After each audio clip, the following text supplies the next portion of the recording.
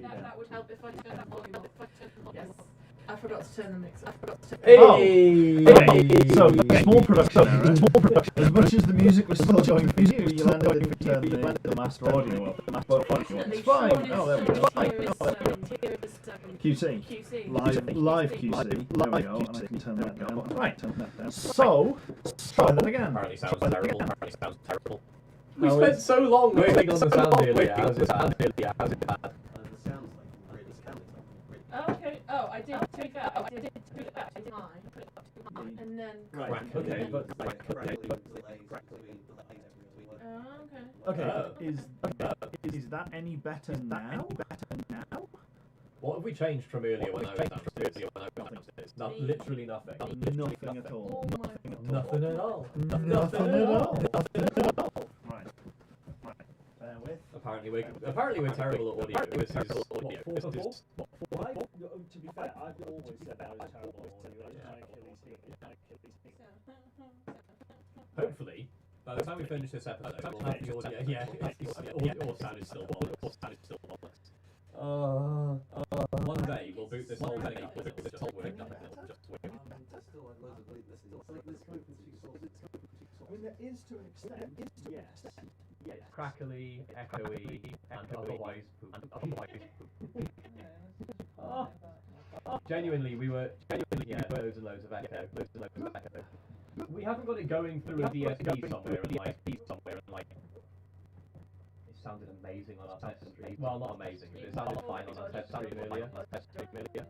There's no bodge job, Matthew. It's all good. He's tested it. Oh my god. It sounds fine in the headphones. Is that actually? Is the headphones actually coming out of the same thing that's eventually going into YouTube? I reckon it's Okay, so it's clear. Okay. But it got chopping and breaking up, which is a new one on me. Shouldn't be. Picture is bob on. Yeah, I'd expect the video to break down before the audio if we're running out of bandwidth. To be fair, Matthew, I took that bodge job back out again because it didn't do what I wanted it to do. They literally posted it. Oh, that microphone connector thing. Yeah, we're not using that. That was to try and get the meter working out of the streaming PC, which would be all the way down the line and not be a part of the problem. That's in pieces because it wasn't going to give me what I wanted, so that was done well. So hi everyone, if you're joining us for the first time, this is episode 4 of PedalBox Fails at Audio.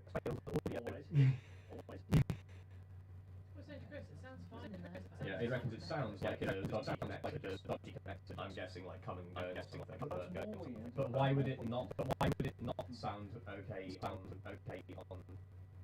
Do you want me to just talk a little bit so you've got like a reference to hear? I'll tell them all about how. Oh yeah, that's a good point. Well, none of them know the SD1's buggered. Actually, no. People in the Discord server know that I thought it was buggered. So I had a bit of a panic. So a couple of weeks ago, I loaned the SD1 to my brother because his 10-year-old BMW shit down, and he needed the very reliable 30-year-old Injectors. Well, Standard. I mean, actually, no, it's not. It's a diesel. standard. No, it's a petrol. It's a petrol. Okay, no, it's a petrol. Okay, Yeah, anyway. Diesel injector. So I'm just about intelligible if quiet. Aid is like, it's listening to that typical Hollywood style, oh, the audio is encrypted. I'm not entirely sure what Matthew means by that. Right, I turned it down. Yeah, I'm seeing, we're like 40 dB down on the scale, I can see up there. Oh, god damn it. And overdub it. So yeah, there's some feedback coming in somewhere. And there's no way that we got audio coming out of the mic and then looping back in to some other part. Okay. Should I save the SD1 story for the SD1 actually fucking hear me? No. I should also probably save the language. It's just occurred to me. Rated, not for children. We are officially not for children, right? Cool. It's like there are 9 people in the room talking over each other. Oh, so it's not even just one. It's not even as bad as that. Like, if you listen to Shroud, oh, hang on. Yeah. That's what it is. What? Well, We haven't got audio coming back. Yeah, we've got 2 sources talking at us. Has it? Which one do I do? Not all the bottom one. Ah. Yeah. Okay. Sorry, everybody. That's probably, hopefully, I've still got nothing. it'll take like 20 seconds. It takes a little while for the lake to get through. Yeah. I've run out of tea. These back up. Hey, Classic Britain. Right. What is up? It's a good job we can edit this later, isn't it? Yeah. Just trim the first 10 minutes off. We'll just do another. Suddenly it is fixed. Okay, cool. That sounds like we're good. It was. It was my fault. No, it wasn't. Well, it was Michael. Go. We are still quiet though, which. We're still quiet, are we? Yeah, we're not even in the yellow on OVHs. Sorry, I've got OVH on the brain. Hang on. OBSs. Because when I was fiddling with stuff, I pulled the sound down. Yeah, on it looks like we can that. afford like 15 dB or something. There you go. That should be another 9 or so that's punched up. Bearing in mind that you get super loud as you get talking more, I have taken that into account with this particular mix. Okay, cool. So, the problem was with OBS, normally there are 3 sources. The music that you hear at the very beginning before we turn the cameras on is the desktop audio. There is another audio input on the Blackmagic input card, obviously, from the Atom. And another one, the mic auxiliary input, was not muted. There isn't anything plugged into it. I don't know why it is there, but that was giving a completely secondary set of audio all the way over the top, and that's why it sounded like hot gibberish. So this is the part where we never shut the computers down again, and we just leave everything. We leave OBS running. Yeah. We leave YouTube connected, not streaming, but connected. So And then we just turn the stream off and walk away and hope that nothing changes Yes. before we get back. So we'll just stream permanently, just an empty thing. Turn all the cameras off, mute the audio, and just leave it running forever. That won't annoy the algorithm. That'd be fine. Yeah, don't know why. We were actually in here about 5 o'clock today, testing Sean's around, poking his head playing around the with door, some giving us a sound. thumbs up. So Cool. And yeah, everything was perfect. And I was going through OBS trying to work out some stuff. I did a test stream to see what would work, and Vic said everything was fine, and Chris listened to it as well, and everything was good. Yep. So I don't know what changed in the 2 hours I looked away, but OBS. consider changed. that maybe this is The my gremlins. rant. Maybe this is what grinds my gears. Are for you just today. going to get your 15-minute rant out of the way right at the beginning of the stream? Yeah. When things Excellent. change, because they absolutely should not have changed. Okay, you yeah, done? thanks. You good? Yeah, cheers, Scotty. You thought I was some kind of hotshot professional. Hey, I got my master's results through today. Apparently, I have. So yeah, all you hear Look is out, excuses. Damn right. Yeah, it's fine. I know how to make the business side work. Production, I leave that to other people. These hands don't touch copper. No one's going to get that. No, I know. Well, to be fair, there's probably a few people in. I mean, there's a few people from the multiplayer group in there. Fair enough. They will Sorry, probably get our community at the minute is made of so many little different in-groups, and there's so many different Yeah. jokes around those different groups. So, like, almost anything we say is meaningless to, like, 80% of people watching at It's any like, given time. we can't win. No. But yeah, a couple of things. So the SD1 loaned it to my brother because his 10-year-old BMW that he uses to drive his pizza around for Domino's decided to have some leaky injectors, so it's running really badly rich. We think it's fouling up the cat and everything, so I've taken that back to the dealership to get some warranty work done, and in the meantime Sam's borrowing the Rover. Unfortunately, he's not delivering pizzas with it, which I think would be hilarious. An old SD1 tooling around with a Domino's topper on it. But alas, it actually burns so much petrol that he'd be losing money. Yes, it's as cool as it looks. Yeah, it's kind of shameful. Which, in fairness, is why it's booked in to go to an old man with a beard who understands carburetors and distributors. Yeah. Well, you've been chasing like the tune on that carb for as long as you've had that car, at least as long as since we did the first episode when we gave it a bit of a tune up on the. I haven't been trying very hard.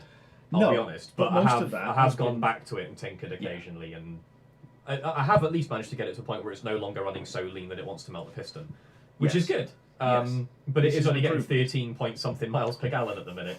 And that's not even in like London City. And that's driving. UK This is out in gallon. the boonies. That's Yeah, that's UK big gallon as well. British gallons. Yeah, that's So anyway, big boy gallons. Yeah, so I loaned it to my brother, so that he at least had something to get around, because I don't go anywhere here, but he does, and he drives it all the way down to Southwest Wales the day after we put the new radiator in, which you'll see on an upcoming episode. Yes, and after I I finished editing that. Awesome, so that could probably go up before too long. Yesterday? Awesome. So yeah, he gets down to Wales, car ran perfectly fine. He had heat the whole way, which is awesome because that means the water's not falling out, which is kind of what instigated the whole radiator improvement. Which is an improvement. Yeah. It now only leaks 2 of its vital fluids instead of all of them. Just as a heads up, that episode is going to be called the Civ D1 because yeah. damn, it really is.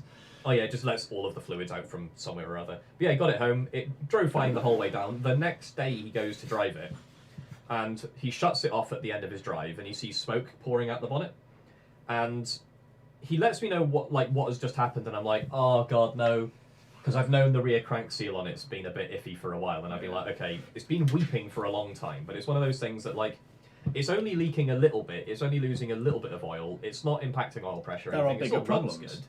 Well, it's not so much that there are bigger problems to solve, it's just that I just can't be bothered dropping, like splitting the engine and transmission and dropping the whole bottom end out just to get this one little seal. Job to do, yeah.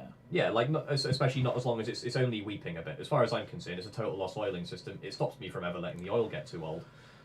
Yeah, no, I've played that game. Yeah. Yeah, the Golf did that for a while. Well, it did it really badly more recently. That might have Very been a bit badly. too bad. Yeah. No, it didn't drop any oil. It sprayed it all over the road in itself.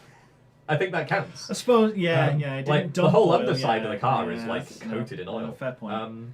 But yeah, and so he lets me know that it's been smoking from the back of the engine, and I'm like, oh god, the crank seal's blown out. Oh, I'm screwed. Goddamn, I'm gonna have to go down. I have to pull the engine. I have to put like I was not distraught. It's been something that I've been kind of psyching myself up for a while. It's just that I didn't really want to do it right now. But you'd rather not. Yeah, I prefer right not now. to. Right. Do it in the So- summer when it's warm. I'm like, Sam, can you please do me a favour? Can you just run the engine and let me know how long it takes to use a dipstick of oil, or how much oil comes flooding out of the bell housing or something? He goes, okay, yeah, I'll have a look. And he starts the thing up. He lets it run for a little bit. It turns out it's really not that bad. It's probably just like a gentle mist of trans fluid coming out the gearbox, rather than like gushing engine oil out. So like false alarm, the Rover's probably fine. He reckons it might just be a bit overfull of transmission fluid and it will just sort of fell out onto the exhaust down the tunnel. So, yay, car's less broken than I thought it was. So that's nice. Yes, the Rover So Drained 1.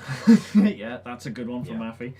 Yeah, So yeah, it loses transmission fluid. I don't know where from. It loses engine oil from the crank seal, and until recently it lost coolant from the radiator. So I mean, 2 out of 3 of those were identified positions to solve, which is better. Yeah. So a long time ago when I had the Golf, it mysteriously ate coolant, and it didn't drop it out the engine anywhere. There was never a puddle.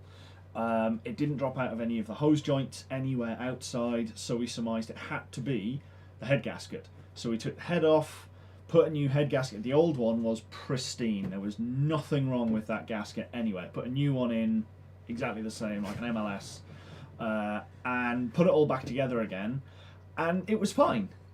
And now when you park it up and you leave it for a while, the water mysteriously evaporates out of it from something. Like it doesn't consume it. I think my favourite thing is Into it the lock. doesn't lose water faster when it's running. Like No. the system's under pressure, Yep. water should be trying to fall out of Yep. any place it can. Yep.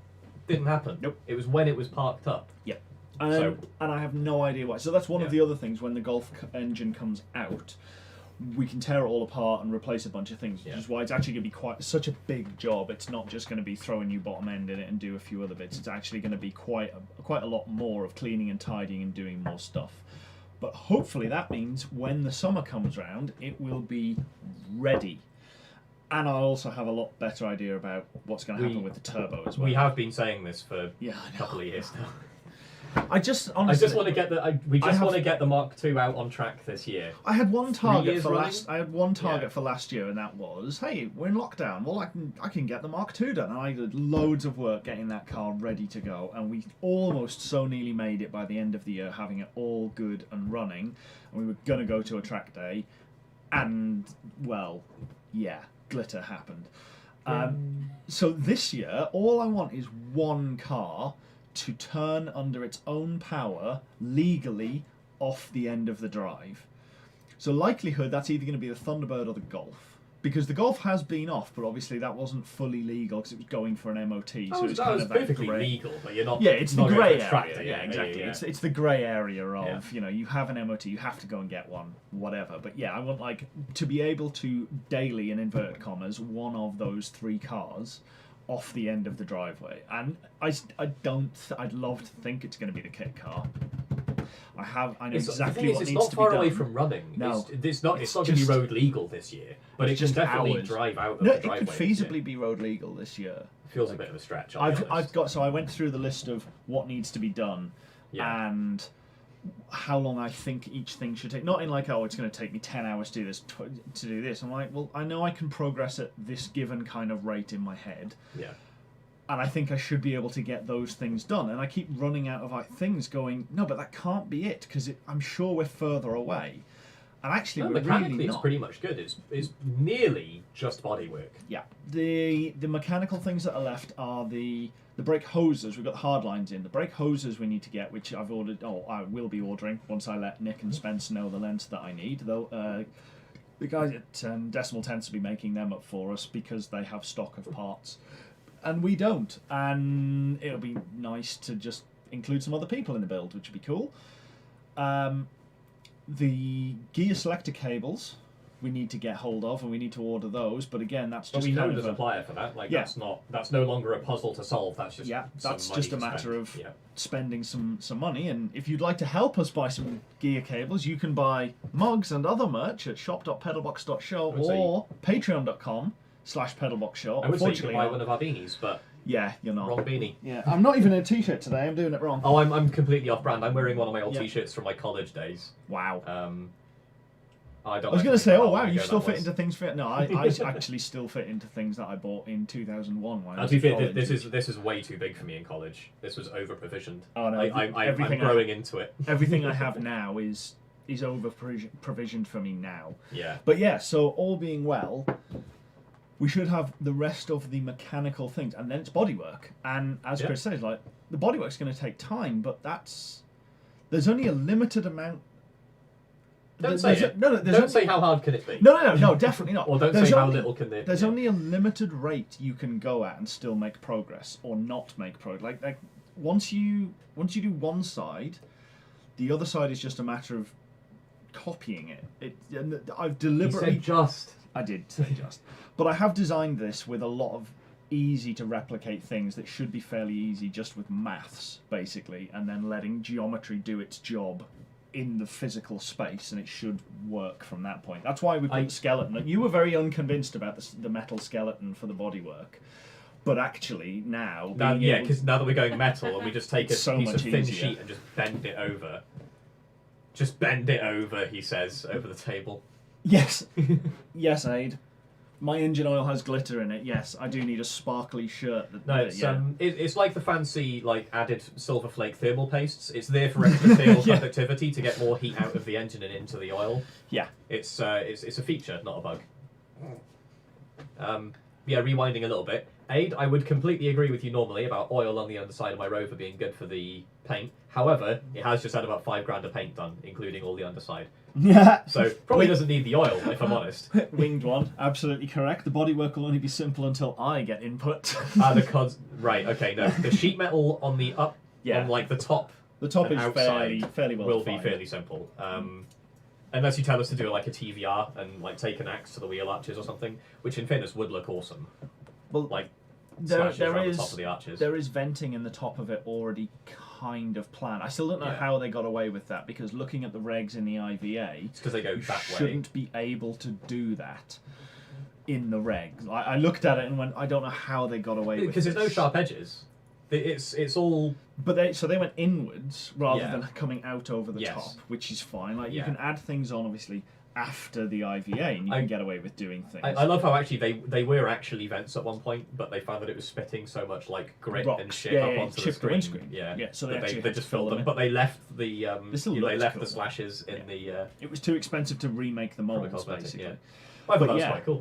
So there's a few things that we need to kind of sort out with that, but a lot of it is conceptually done. And that's really weird. I've kind of... It's conceptually, it's not physically really done, but genuinely, the systems of the car are mostly in place. The bodywork we know what we're doing now, because there's this whole skeleton that we just take a big sheet of very thin sheet metal, just wrap it around and beat the hell out of it with a hammer, and then we just give or take. Yeah, Tinfoil might be a tad weak. Maybe Yeah. something just a bit more structural than tinfoil. But yeah, that's kind of where we're at with that, and I need Yeah. to. But yeah, the next big sort of mechanical thing is rebuild it again from being on the rotisserie, which you admit you haven't seen that episode still. That one's coming. Yeah, it's been on the rotisserie for like a month now. Yeah, it's basically next week's one. So Yeah. this week is potentially a story time, depending on whether I get one done, or I could actually put the Thunderbird episode out, but we'll see. Yeah, we'll see what happens. We still need to record the new Tech Time as well. Also, in the comments, let us know what you think about the new Tech Time series going over racing aspiration suspension calculator, because that was quite cool. Once we finish the racing aspirations thing, I don't know what to do next, because there's no one. I can't think of any other like tech that I'm proficient enough with that I'm confident talking about it. Sizing a turbo. You've gone a lot through how to size a turbo. Yeah. Like, that's a good way. So you can do like sizing a turbo for a 1 litre and a 2 litre and a 3 litre and different things. Do you notice the real big disappointment with that? My approach for turbos now, I've abandoned all the science. I've abandoned turbo maps. What I do now is I go on stavtech.com and I just read his blog. And it's like, and it's just like, if you want 300 horsepower, Holset 221. If you want 400 horsepower, this one. If you want 1,000 horsepower, this one. I'm like, oh, that's that then, I suppose. Yeah. Done. But by the same time, it's still nice to go through the theory for those that don't want to just run through that. I mean, it would be nice if we could just reach out to Stavtech and be like, hey, do you want to just dial in and give us some schooling? Because I'd listen. If it wasn't for COVID, you could have, like... Honestly, if it wasn't for COVID, I'm pretty sure I'd already have had the ST1 round to Stav. Yeah. So, what do you think of putting a turbo in this engine bay? So anyway, yeah, we Stavtech are is good. Strong recommend. nearly half an hour in, and we should probably get on with the point of what we were doing. So you'll remember from last week, well, I say last week, Saturday. It was last week. Give or take. A week ago, but it We was fit last up week. our radiator with fans. And they still fit, they still work, they still don't clash with the radiator. Yeah, weirdly, All nothing is just... well with the world. We still obviously need to adjust the car to make sure that this one clearances, but that is not the point. At least not the point today, because Chris finished the print after 17 hours of printing, and what was it, 74 megabytes of G code? Yeah, 74 meg of G code on a 17-hour print. Yeah, it was quite impressive, and this is the first one of our fan brackets. If you want to swap over to the top-down cam, Yolanda. Just a quick one for White Knight. I think you might need like 2 turbos for that, probably like sequential or like compound turbocharging to make that work. I feel like 1,400 horsepower per litre. You can do it, but you're going to need some... Not so much a big turbo. The thing is, it's not so much a big turbo. You have 1,000 horsepower size turbo. Yes. And it doesn't matter how small the engine is. Yes. You just need another smaller turbo to feed enough air to get the engine up to a point where it makes enough exhaust to spin the big turbo. I reckon you get one, like you get like a Holset 221 or something, like a little 350 horsepower turbo. That, ignoring the fact that the 700cc will just incinerate itself. Like in Fantasyland, where it's made of unobtainium. You could. I reckon 2 turbos could do it. Ultimately, you could definitely make enough. You could make the turbos flow enough. However, the problem is going to be pistons, rod, block. Well, I mean that's obvious. Like I was just ignoring all that. Yeah, if you're ignoring no that much, the rest of it is. I'm not going to say easy because. Yeah, basically, it would pretty much be a twin stage system. You'd have one little turbo that the engine would spool directly. That would get it up to about 350, and then you duct the once that's up to speed, you open a valve, you let the exhaust from that go into the big turbo. Yeah. Spin that up, and once that's spinning, you take the small turbo out because it won't be able to flow enough. Yes, yeah, you need to bypass around it eventually to make it happen. I mean, they make a lot of power out of a lot of things. Whether or not it would be drivable and good, I'm sure it'd be fun. Again, ignoring the realities and boring practicalities. Yeah, realistic. I reckon you could do it with 2 turbos. One that you steal off like a 125, and one you steal off a ship. So it only does 10 RPM. However, all those RPM just burst it apart. So yes. So this was our very lovely print that Chris did. I didn't expect it to come out this well. I'll be honest. I expected it to fail. We were expecting some fairly massive failure. Yolanda, can you swap us? I was just waiting for there we go. So this is, if you've got a vision mix, you need a vision mix. You're letting down the people. You're not psychic, mate. I was on it. You were adjacent to it. like a parked car bonnet. So this is our print. It looks a lot less ridiculous than the 3D model looked originally when we were looking at. I think the problem is when it's on the screen, you can't really you can't really properly grok the shape of it. Yeah, so that's the screen. That's the print rather, to look around it, and yeah. So if you put it in that angle, this is going to hurt my skull. Oh, hang on, I've already spun this thing around. Where are you putting this? No, so you've got the overhang on the left, so I'm on the left. Right, yeah, cool. So if I do that, oh no, that should be in the same plane. Give or take. No. No, because no, it is. No, sorry, it's actually throwing me. This one's the long side. It's massively throwing me because that's in the background. So it does still look kind of weird though. I think the fact because it's printed in black filament, it kind of looks like a bit like a void. Yeah, it is increasingly difficult to try and see. But nevertheless, this is what printed out, and it does work really nicely. But we need to disassemble this. So we can line this up to the bolt holes, admittedly, that way round, on whichever side we want to do. I sized it for this one, but in theory it's symmetrical, so it should work on either. So we can try it on either side and see what it does, but then we need to trim off a couple of bits on this test mould, effectively, and see where things line up, so that then we can modify the file based on what we actually have in front of us. Because theory is great and all, but damn, Winged One's asking the real questions. He's saying, that's weird, there doesn't seem to be a flat face down this edge. How are we going to mount the two of them? Correct. No issue. No issue. We went with, we'll deal with that once we've printed one and make sure where the split line is going to be, and then we'll trim it and then adjust it and print two more. Yeah, because we're not actually using this piece anyway, it's PLA. It probably wouldn't handle the realities of living on a radiator. So this is really just for like testing the dimensions and making sure everything kind of fits and lines up right. Yeah, if nothing else, this is making sure that the holes on the radiator, the 6 holes, and the location of the fan is correct in 3D space in the... Whipple summed it up, it's like an MC Escher painting. Yes, yeah, 100%.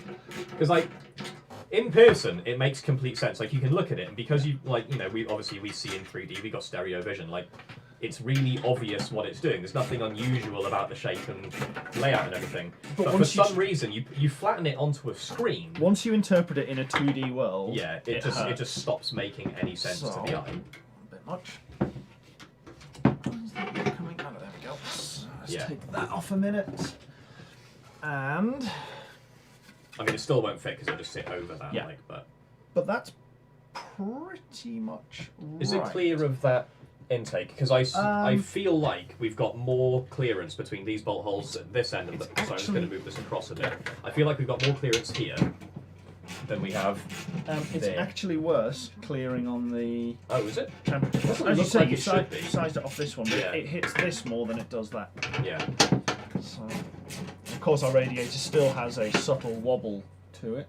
Yeah, it's still kind of twisted, I think, through its length. Go us. Now, did I measure the bolt holes correctly? Because we didn't actually take the fan out and... That way around. Oh, yeah, no, that is the... But yes, So if I put too much overhang... Yeah, I've run too much overhang off of this side. Which is weird, because I thought I'd measured that up correctly. But whatever. Cool.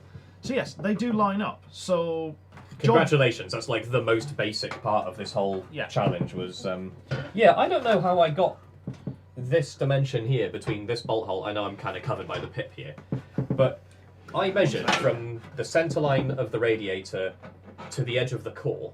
Well, so I don't know what I've screwed up to get that so wrong. The line down the edge of here for the inside edge of the core is spot on. Oh, of course, and then I ran too much. Yeah, I ran too much. And it's just got a little bit extra bump on the side of there. Although actually, it is. How does that how does that fit up against the fans? Is that the right?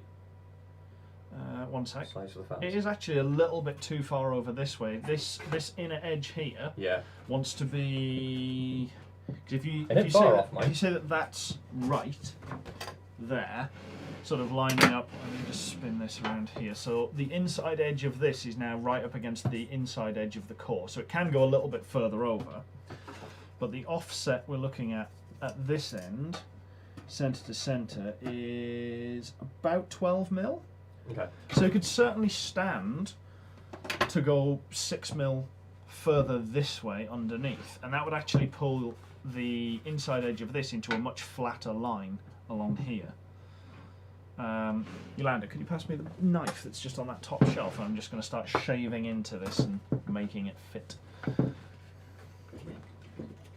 I'm going to see now how, like, on the upside, if I've done my CAD right. This one is Yeah. perfect. Like those Okay. holes lining up on there are absolutely bang on, fitting past the side of this. So you can see there. So this hole, in fact, I can probably do it with them for the time being.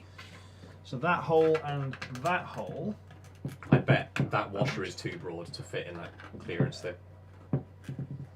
Oh, I wasn't doing. Oh, are these 6 or 8 mil? They should be 6. The whole setup is. It is also is possible, to be 6. fair, that it's slightly over extruded and made ever so slightly smaller than 6 Oh no, mil. there's a couple of balls. lines going. There's just a Oh, couple yeah. of strings going through it. If I just deal with them. So yeah, so they are lined up absolutely perfectly in the holes there, which is good news for what we wanted. And it misses this port, which we're not using for anything, but even so, Yeah. that is good news. Like the whole alignment is right, so we can definitely work off that. Congratulations, I measured a rectangle Yes. successfully. Yes, basically that. But yeah, that inside lip could definitely stand to move 6 mil further over that way. Yeah. Yeah, 100%. Okay, cool. So I think what I really need to do is, so we've got a nice flange all the way around under the edge. Oh, you might as well flip it over. 'Cause Oh, yeah, pull might as well now, 'cause it's not like it's bolted in, is it? Yeah. Let's just pull one out. It's fine. It'll fall out in its own time.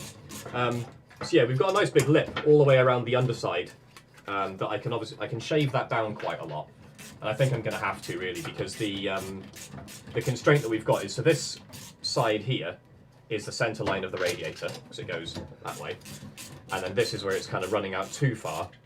This side here is where it's running out too far and catching the fill port, sorry, not the fill port, the main coolant lines. So I need to work out exactly how I screwed that up, because all the numbers that I have in the model are right. I think I've just I think I've just put a constraint between the two wrong places. Wibble, we're probably going to make it out of, we might make it out of ABS, although printing something that size in ABS is apparently quite prone to warping, or PETG, whichever one kind of winds up better. Probably try one of each. Again for a second. So, fan sizing wise, I do expect it to be smaller than. I don't expect the fan to fit into it. No. It is meant to fit under the fan. Yeah. So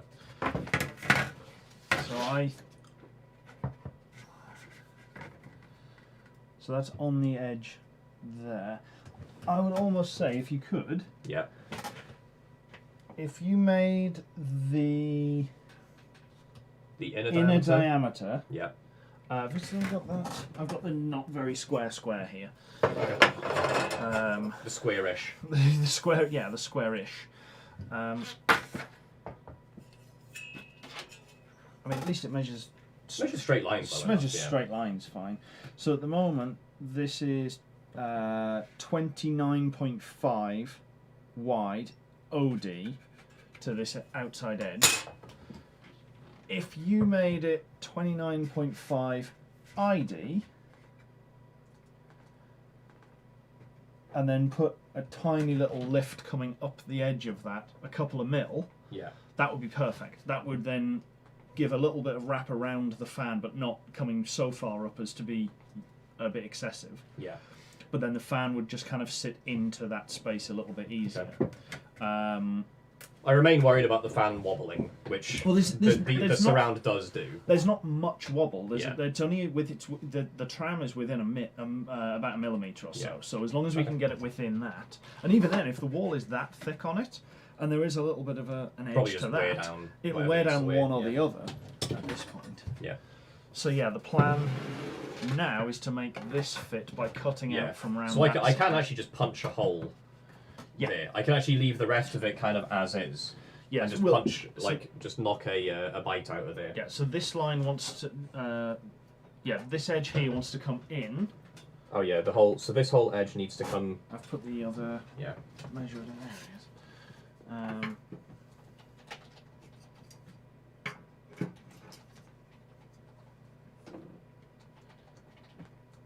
Yeah, 5 mil would do.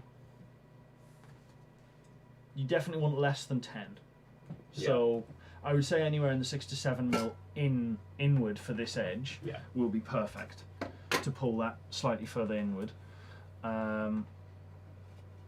And we can get good measurements on this for where like this edge needs to be punched out. Yeah. Because really, if this just comes down and across, it doesn't even need to come out to this edge and like scallop all the way around it. It's not going to give us any benefits. No. So yeah. It's more that like that's the easiest thing to do, because I can take the existing model and say take a circle here, just delete everything along that circle. Yeah. So that's nice and easy, rather than the potential finagling that would be needed to to do anything else. So the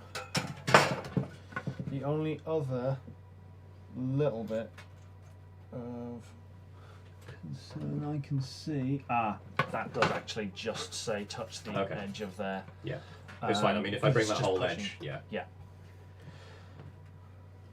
But yeah, even if you just move the whole circle inwards 6 mil, so that it's dead flat up the outside edge along the centre. Although no, you can't. Yeah, no, you can't do that because that interferes with the centre line across. I mean, I can just delete everything out of the centre line. Yeah, but it's more if you were to move the fan across. Oh, yeah. I mean, well, we kind of can't because the fan is where the fan is, but... Because we've got the edge going underneath here to support it like that, obviously we'll need a bit knocking out for the blocking mech as well. Yeah. We can probably get away with just having an attachment flange to go between the two, and we just lose the whole segment, the whole like middle, probably 20-30% there. And it just have it coming up and just going across, and then coming back down again on the other side. Ooh. Please hold, I'm getting messages from work. Did I make that? That's on like the TV. Sorry. Did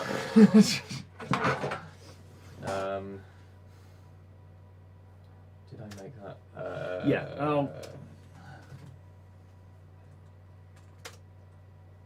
Okay.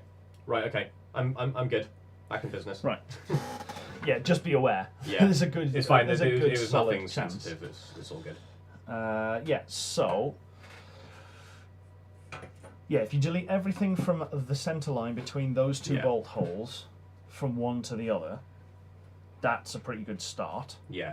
I mean, really, the easiest thing might be, as much as this is currently metal, the easiest thing might be, rather than try and make anything, because printing horizontal overhangs is really hard. Like, this angle here was hard enough, but actually printing directly out horizontally, because this is like, it's still only moving out like a fraction of a millimetre in each layer. If I was to try and take, okay, well, we're going to have that in the middle, and I'm just going to print up and up and up to this corner of it, and then something that goes onto the top. That's almost bound to fail. So I'm thinking, actually, if we just make that part of these pieces, so one of these actually has that integrated in it. I would say that's not going to be strong enough to hold the weight of those fans in this bracket clip. And the weight of those fans spinning and everything else is going to shatter that. Well, but the fans spinning don't have weight. No, the weight of it, and with them moving and starting up, is going to put too much torsional brake into it. Well, no torsion should wind up in them. You know what I mean? I'm just trying to. One way or another, go through the I think it's going to snap if we remove this structural piece, and I don't want this to shatter and then drop the fans into the radiator. Because ultimately, this piece is the only thing that holds those two fans from mashing into the radiator. And I think there's too much flex in that plastic. By a long way. To stop that from happening. To some extent, this is 80% hollow. So, yes, there will be... Like, this is tremendously flexy compared to a real... Compared to the real piece. They may apply a gyroscopic effect when they spin up. Yeah, there we go. Yes. You'd get reaction torque, but that's taken by the metal frames. The gyro is if they're spinning, and then you rotate them off of that axis. Yes. Yeah, and as I said, the fans will vibrate. Yeah. So PLA or whatever still might. ABS is what the fans are made of. If ABS can't endure the vibration, the fans would have fallen apart.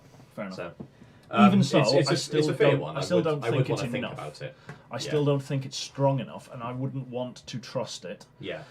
Not just ploughing the fans into the rad at a given moment. Like, that's Cardboard template, aluminium sheet, and a hammer. Job done. I mean, you're not wrong, Aid. I was tempted, but we were determined to try and 3D print some cool stuff for this. But yeah, I have thought about doing the aluminium template stuff, but I decided against it for a number of reasons. Mostly because I had all of these parts to hand and I could make them up.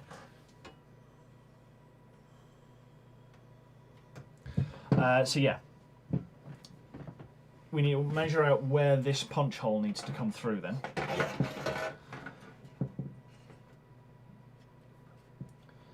So, can you just make sure that those are still aligned central on that?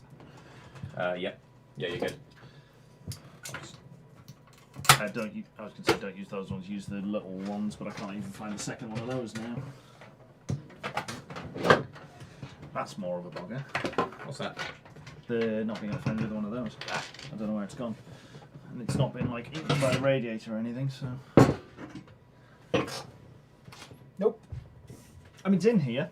People watch me take it apart on camera, so. Yeah. So that means you got to punch out from 9mm up from the bottom. Yep. Correction. 8mm up from the sorry, bottom. actually, the easiest way to do it is how far from this edge is the centre of the hole, and then how far out from that edge is the centre of the hole. Just because I locate a hole by its centre. So this looks to be a 38mm tube. Yep. And with that, plus a bunch for the silicone and everything, but oh, of course, sorry. Well, the silicon's going to sit on the, yeah, the silicon's going to sit on the top, over the top, so it's not going to matter anyway. Yeah. No, sorry, that's 38 OD. White Knight offered assistance on the bolt location. It rolled off the table to the left. To the left, you say? To the camera's left, or rather, oh, no, you've got it. White Knight, chief bolt spotter and QC. Oh, I just threw that one away, so yeah, go me.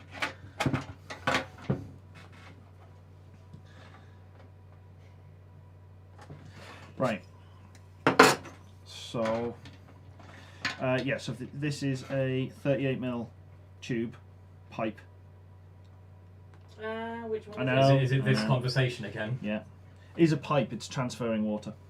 It's transferring liquids, it's definitely a pipe. What does a tube transport? Nothing. Just any. Oh, okay. That's yeah. A tube doesn't. A tube is just a supporting structure, right? Okay. Or a cylinder of some variety that's hollow. Like Scaffy bar is a tube, not a pipe, even though it's called pipe from time to time. Yeah, so that's 38. The occluded section of it is 13mm.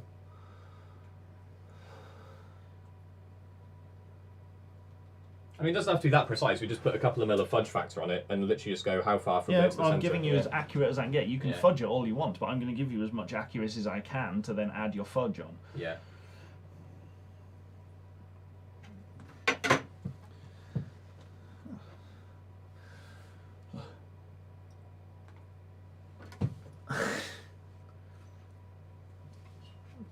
Yes, the 10mm gremlins have indeed have it, just like my best socket.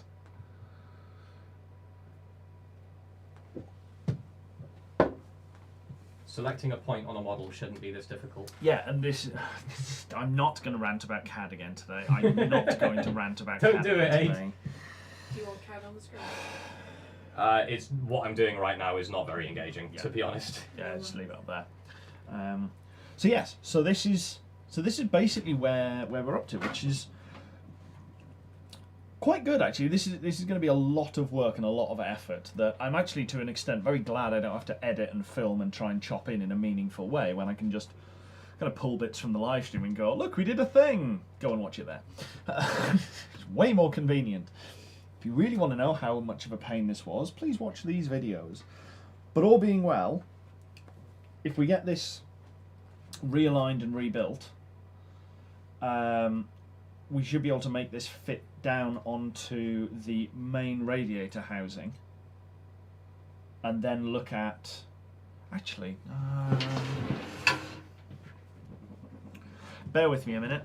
thinking is happening. While you're thinking about that, I Yes. love that one person in our audience has bumped into Aid's workshop, and they're now talking about what Aid's working on his channel. Yeah. Hey, community. Honestly, community is one of the single biggest things that I enjoy about these hobbies and many other hobbies as well. Number of people helping other people to do something. But how strong is that bracket going to be? Oh yeah, I'm quite looking forward to the plague going away, so we can get back to some car shows. Yeah, hopefully. If you want, depending on how it's looking, well, the car show is normally the first weekend in July, so it could be a little bit iffy as to whether or not it happens. But we do try and get. I don't know specifically which bolt, but Oh, that one. Yeah, a different bolt. Bolt. Maybe that one. Yeah, bolt at risk. Yeah. Okay. White Knight bolt watch.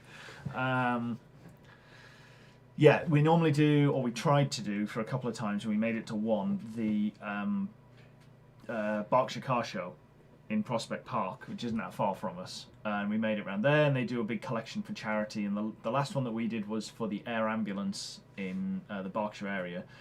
So a really good cause. And I made a competition. I went to the local JLR dealer and tried to get hold of a 4.4, because it's the widest bore. I think it's either the 4.4 or the 4. No, it must be the 4.6 V8. What's it called? Head gasket. Yeah, so got one of those and then used that with some 4-inch drain pipe underneath it to create 4 cylinders. Built a box around it, and then used bits of Thunderbird drum brakes and all sorts of stuff, and basically made a 4-cylinder engine block that you could throw things at. And then I got some mini pistons, as in from a Mini. I mean, they were also Diddy yeah. compared to it, and we had a competition for anybody that wanted to do it to throw a rod, and you threw the rod either underarm or overarm into the block, and every one that you got in, you got a sweet. Now, the only downside is I think we bought a box of about 1,500 sweets, and we couldn't give them away fast enough. So we still, even now, 2 years later, we still have about this much left in this massive tub of sweets from Costco. So maybe we'll get something different next time. I quite like the idea of throw a rod. Yeah, but challenge. the throw a rod competition did work well, and it was completely arbitrary. It was like give or take 4 paces away, and if the kids weren't getting it, it was like just go. It's the only rod you ever actually want to throw. Yeah, basically, it was the only rod you want to throw through a block, and that's it. I still love the faces of small children that have never had to deal with an older car before, trying to open the door. Yeah, the little sort of 5, 6, 7-year-olds trying to open the door on the Thunderbird. They can push the button on the door handle, and they're like, "I'll just open the door." That door weighs more than you. I apologise, but let me just get that for you. And you open it, and it's like, okay, watch your legs, because it'll break them. Make sure they're all the way in. Close the door. Just yeah. So Yeah, I can't tell which Aid. which Aid? There are too many. We have a lot of Adrians in the channel now. Yeah. Chris, ask Aid to check his messenger. Yes, I have, in fact, checked. I checked that earlier, Wibble Wobble. I did see that. I did reply. I don't know why Instagram suddenly decided to just not show me anything useful at all for my messages. And I had quite a few different ones, and I got no notifications at all, which was absolutely ridiculous. So I did see the one that you sent to me, and apparently now it's not showing me them again. I've made FreeCAD unhappy. You've angered FreeCAD. Not like majorly, but definitely there's definitely an amount of anger in there. We could go for a rant, White Knight, but that's kind of more specifically a that's fast. What is the collector? What's the collector for a group of Adrians? Well, depends how much ale is involved, because at least 2 of us have previous. Right. I'm just Big Dave bringing back memories of LAN. Yeah. Adrian Bourne and White Knight, we know each other because we used to do events with Multiplay, and we were both in the content team. I was kind of shoved there because I'd never done one of their events before, was looking at doing tech, and I never left the content team. And we did this. We did live streaming video, I did offline production, we did a show, we did all sorts of stuff. But unfortunately, of the 5 core people in the team at the start, at my first event, on the video side, we had Steve, and Steve, and Steve. Actually, no, there was more than that. Sorry, there was... No, because, yeah. There must have been 6 of us, because it was Steve, Adrian, and Greg. So yeah, we were 50% Steve. And it got a bit worse when we added another photographer. Dave joined us. Then we had another photographer whose nick was Semajal, but he was a James. There was Dave. I'm trying to think who else there was who fell in. Oh no, Zilly was Zilly was in briefly. He was another Dave. I always used to love walking through the multiplayer offices where, for a brief while, we had Steve Wilson, Shed Boy, sat back to back with Steve Hartland, Killing. Yeah.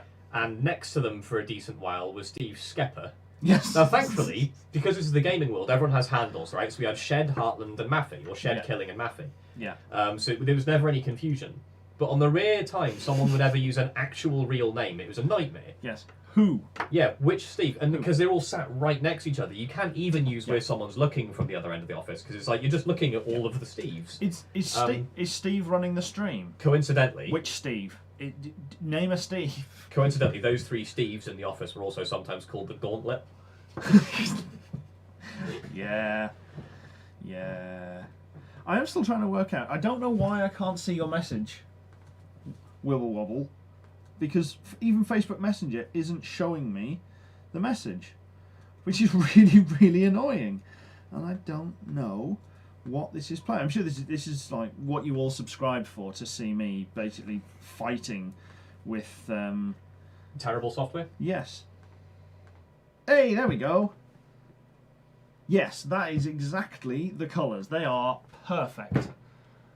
Bang on, yeah. Yeah, they are absolutely perfect colours. I am going to attempt to share that picture to Yolanda on a laptop that she can log into that can put that colour scheme up on the screen, which may or may not work.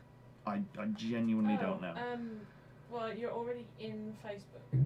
Excuse me. Okay, so if I... Right, this could work. So if you jump onto... Probably my Facebook that's open, I presume, because I was on it earlier. So if I go with that, and then I send this picture to Yolanda... I clicked a button, and now Oh, the computer did things! So if I send that... So I've sent that picture to Yolanda, who then should be able to open it as me on that messenger, and then put it up on the VT by saving the image and just dragging it. Rejecting his real name. No, sorry, rejecting his birth certificate name. And the Gauntlet of Steve's. Yeah. That's very true. Yeah, I've seen. So I often refer to. I'm glad I didn't have to explain why it was called the Gauntlet. Thank you, Maffey. Yes. Yeah, there was one time. Oh fuck that's a good point. I was working at an event in the Excel Centre for multiplayer again. I was putting together this massive stand, and we all had staff shirts. Eventually, we got stuff, and it had the multiplayer roundel on, and then it had your handle across the back, and like some words or other. You put a slogan down, whatever you want, and I had Fat Ass written across my shoulders. PHATASS. I've had that handle now for 25 years, and probably a little bit more actually. It would have been 96-ish, and it's just followed me everywhere. So I have this written across my shoulders, and one of the Sparks who's setting something up and needs to ask me a question comes over to me and goes, I was going to shout fat ass, but I don't think I know you well enough. I just need to... I was like, honestly, if it's written across my shoulders, I think it's fair game. Yeah. At that point, it is absolutely fair game. I'm actually really annoyed that just doesn't... Oh, it does. It does actually you just fit. I was looking at it now. Muppet. So yes, that is the colours that we're hoping to get. That's what... AIDS Workshop made a very good point, gonna... actually. Back when I worked at Gen Power with him, there were 5 AIDS in that building. Wow. I couldn't remember 5. I could remember 3. That's a good density, John. Because there was Aid. Oh, I can't remember any of their other last names. I'm not gonna just like dox everyone on stream. Actually, it's just occurred to me. Let's just not do that. So, but I do remember. I only remember 3, not 5. I was on a shoot with school last week, and we pulled up to the back of a building in the city of London, and there was construction work going on. and I had been told to try and get close to this door. The door was cordoned off by men in high vis because they were doing actual big construction work on a skyscraper. I went, can I park Crossroad. here? Is this all?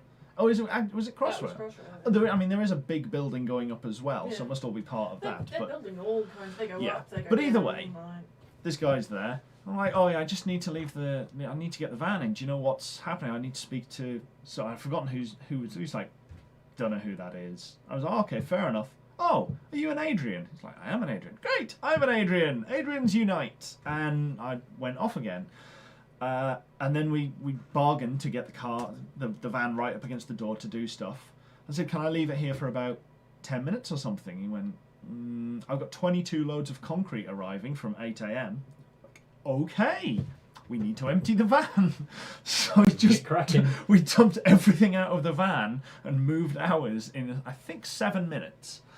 And got everything out of the way. And from that point on, he was my banksman. He was my advocate for things that I needed doing. It was great. What a lovely guy. And because Adrians unite. It's great. I love it. So yeah, back to what we're actually trying to do here, though. They're the colours, wibble wobble. They're the colours you're getting. Yes, they are. They are absolutely perfect. They will be spot on. We can do a lot of cool stuff with that.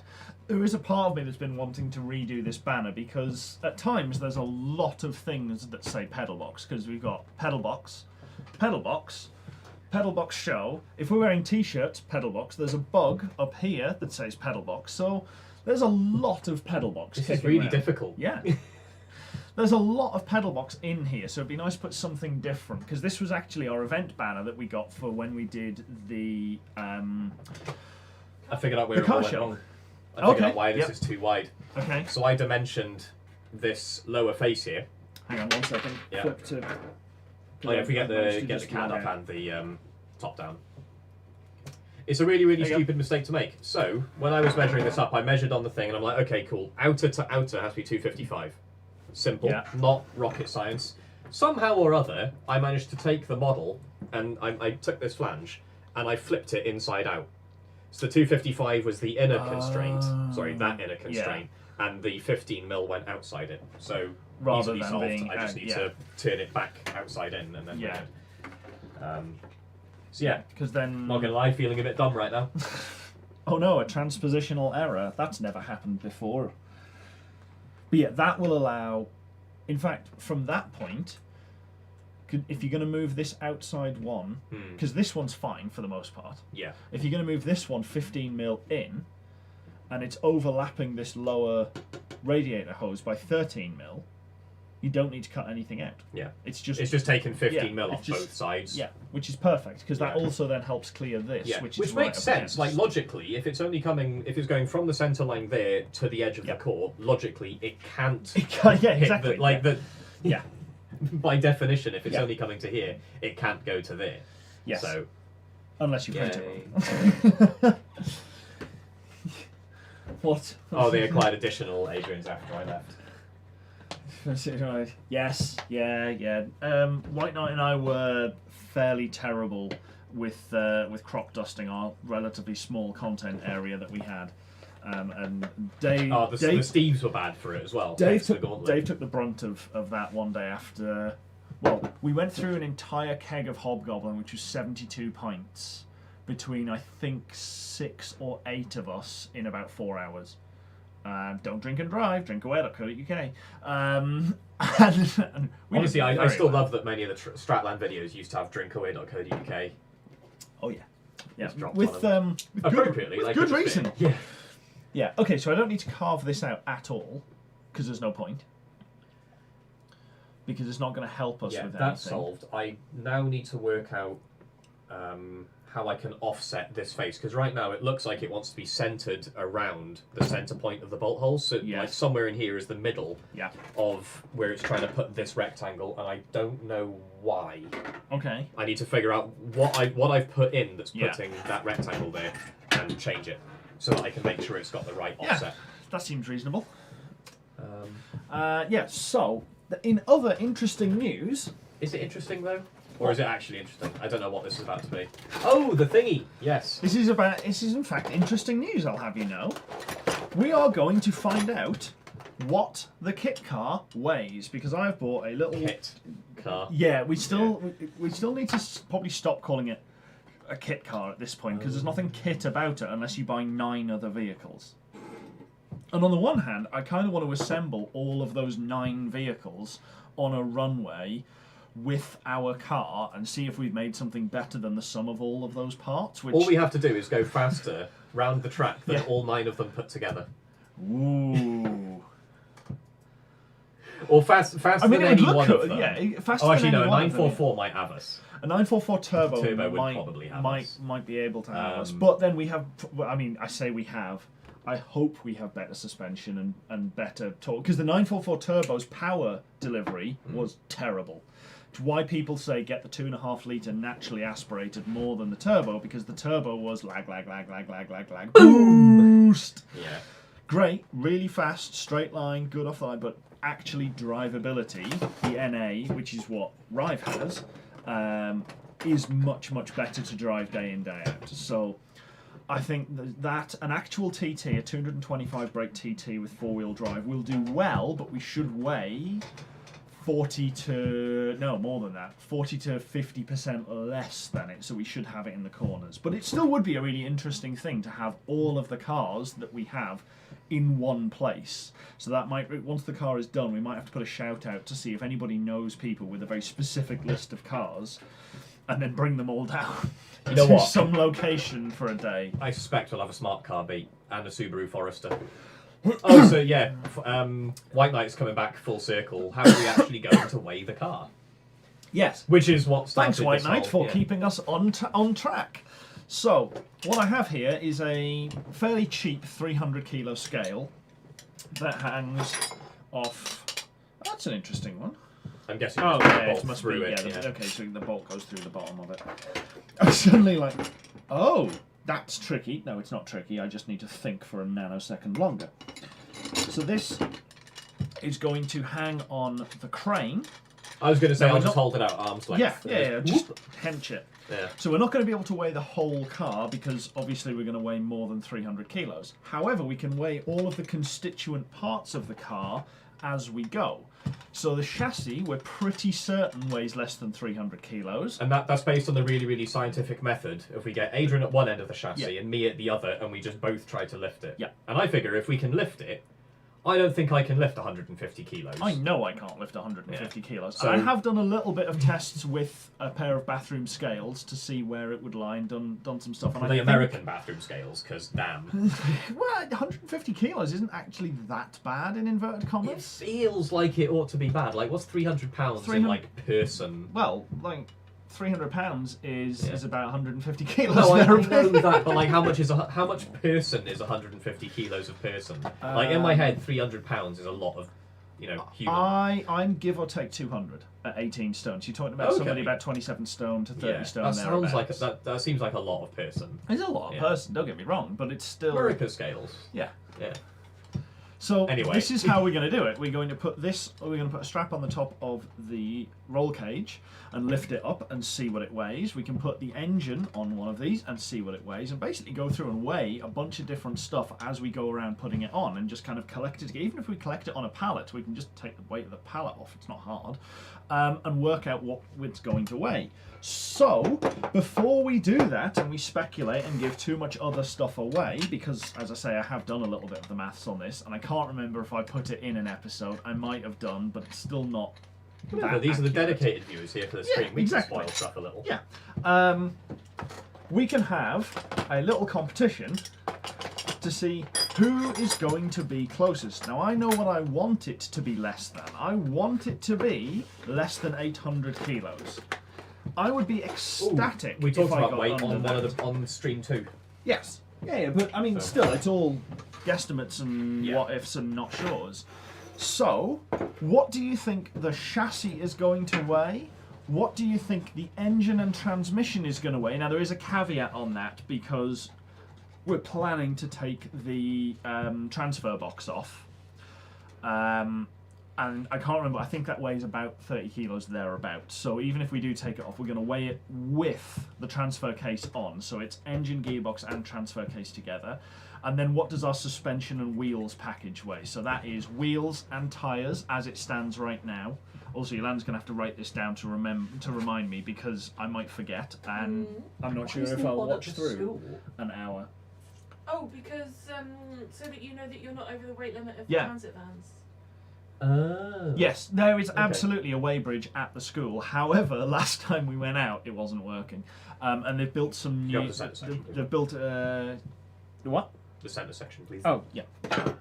Oh, it was right there. Yeah, it was Me just lit- being blind. I didn't need it in. I just needed it. Oh, Yeah, they built some fancy. Yeah, they built some new little pods, sort of container offices, and now getting a van on, it is really, really tight to actually just drop a van 10 inches off the edge of the scales because they're not embedded into the ground. It's an above ground weighbridge, and I've done it once, and I hated every minute of it. I'm pretty good with vans. I reversed that transit to the other side of the weighbridge, Yeah. though, into the Yeah. tiny end of the triangle. Yeah, so On the bright it's side, though, the absolute- track car's a lot smaller than a van. No, definitely. It's but, bigger than a lot Yes, of things, but- but it's smaller than a van. But more so, if we were to do it at the school and do it that way, which I'm sure I could probably swing, especially with a couple of interesting ideas I've got at the moment. I've been chatting with a couple of people with. The car would have to be finished, and I want to know what it weighs now, not later, because I'm impatient, which is why I bought a small scale. So yes. What are we weighing? So the chassis, that is with the steering components in, not the steering rack, but just the column because it's a pain to get out and we don't need to remove it for most things. So the column as is with the wheel on, and the pedal box assembly and the wires. So those will all be in, but they're not going to probably make too much of a difference overall, probably less than a kilo difference all told. But no windscreen. And then we'll weigh it with the windscreen to see what the windscreen weighs, but that can go in with bodywork and trim later on. The engine and gearbox with the transfer box, how much does that weigh? We should probably set up like a form that people can put their answers in to actually make a log of this. Am I going to have to write a piece of web software? Ooh, do we know anyone qualified? I mean, you're not qualified. No, yeah, I'm literally unqualified. Yes, yeah. So yeah, that, and then all of the suspension package, which, as I say, is going to be wheels and tyres, which are the 930, 10J and 8.5J 18s that we have on at the moment, wrapped in 888s. I think, did I get 888s on there? We haven't got triple. Ooh. Yeah, I think we have.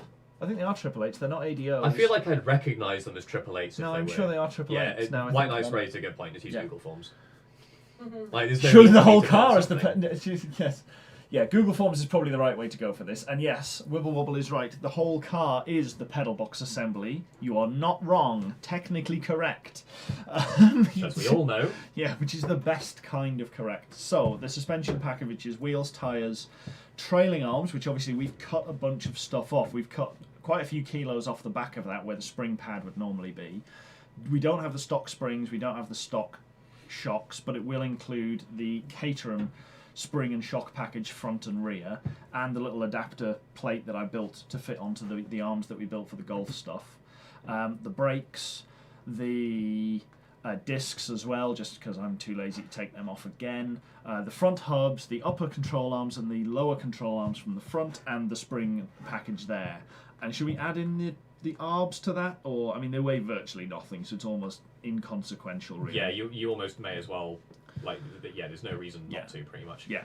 Oh, We'll do either one of my with- sketches has completely unconstrained itself. Every single thing in one of my no. sketches where I was like, okay, this circle's going to be that radius, it's got to share we a centre can- with that thing. We can flick to the horror. Yeah. I mean, I've started unpicking the damage, but every single thing in this sketch is disconnected from every single other thing. It is Like, all bad. None of my dimensions are in anymore. all of the time. So that's no fun. And now I need to go about replacing all of that.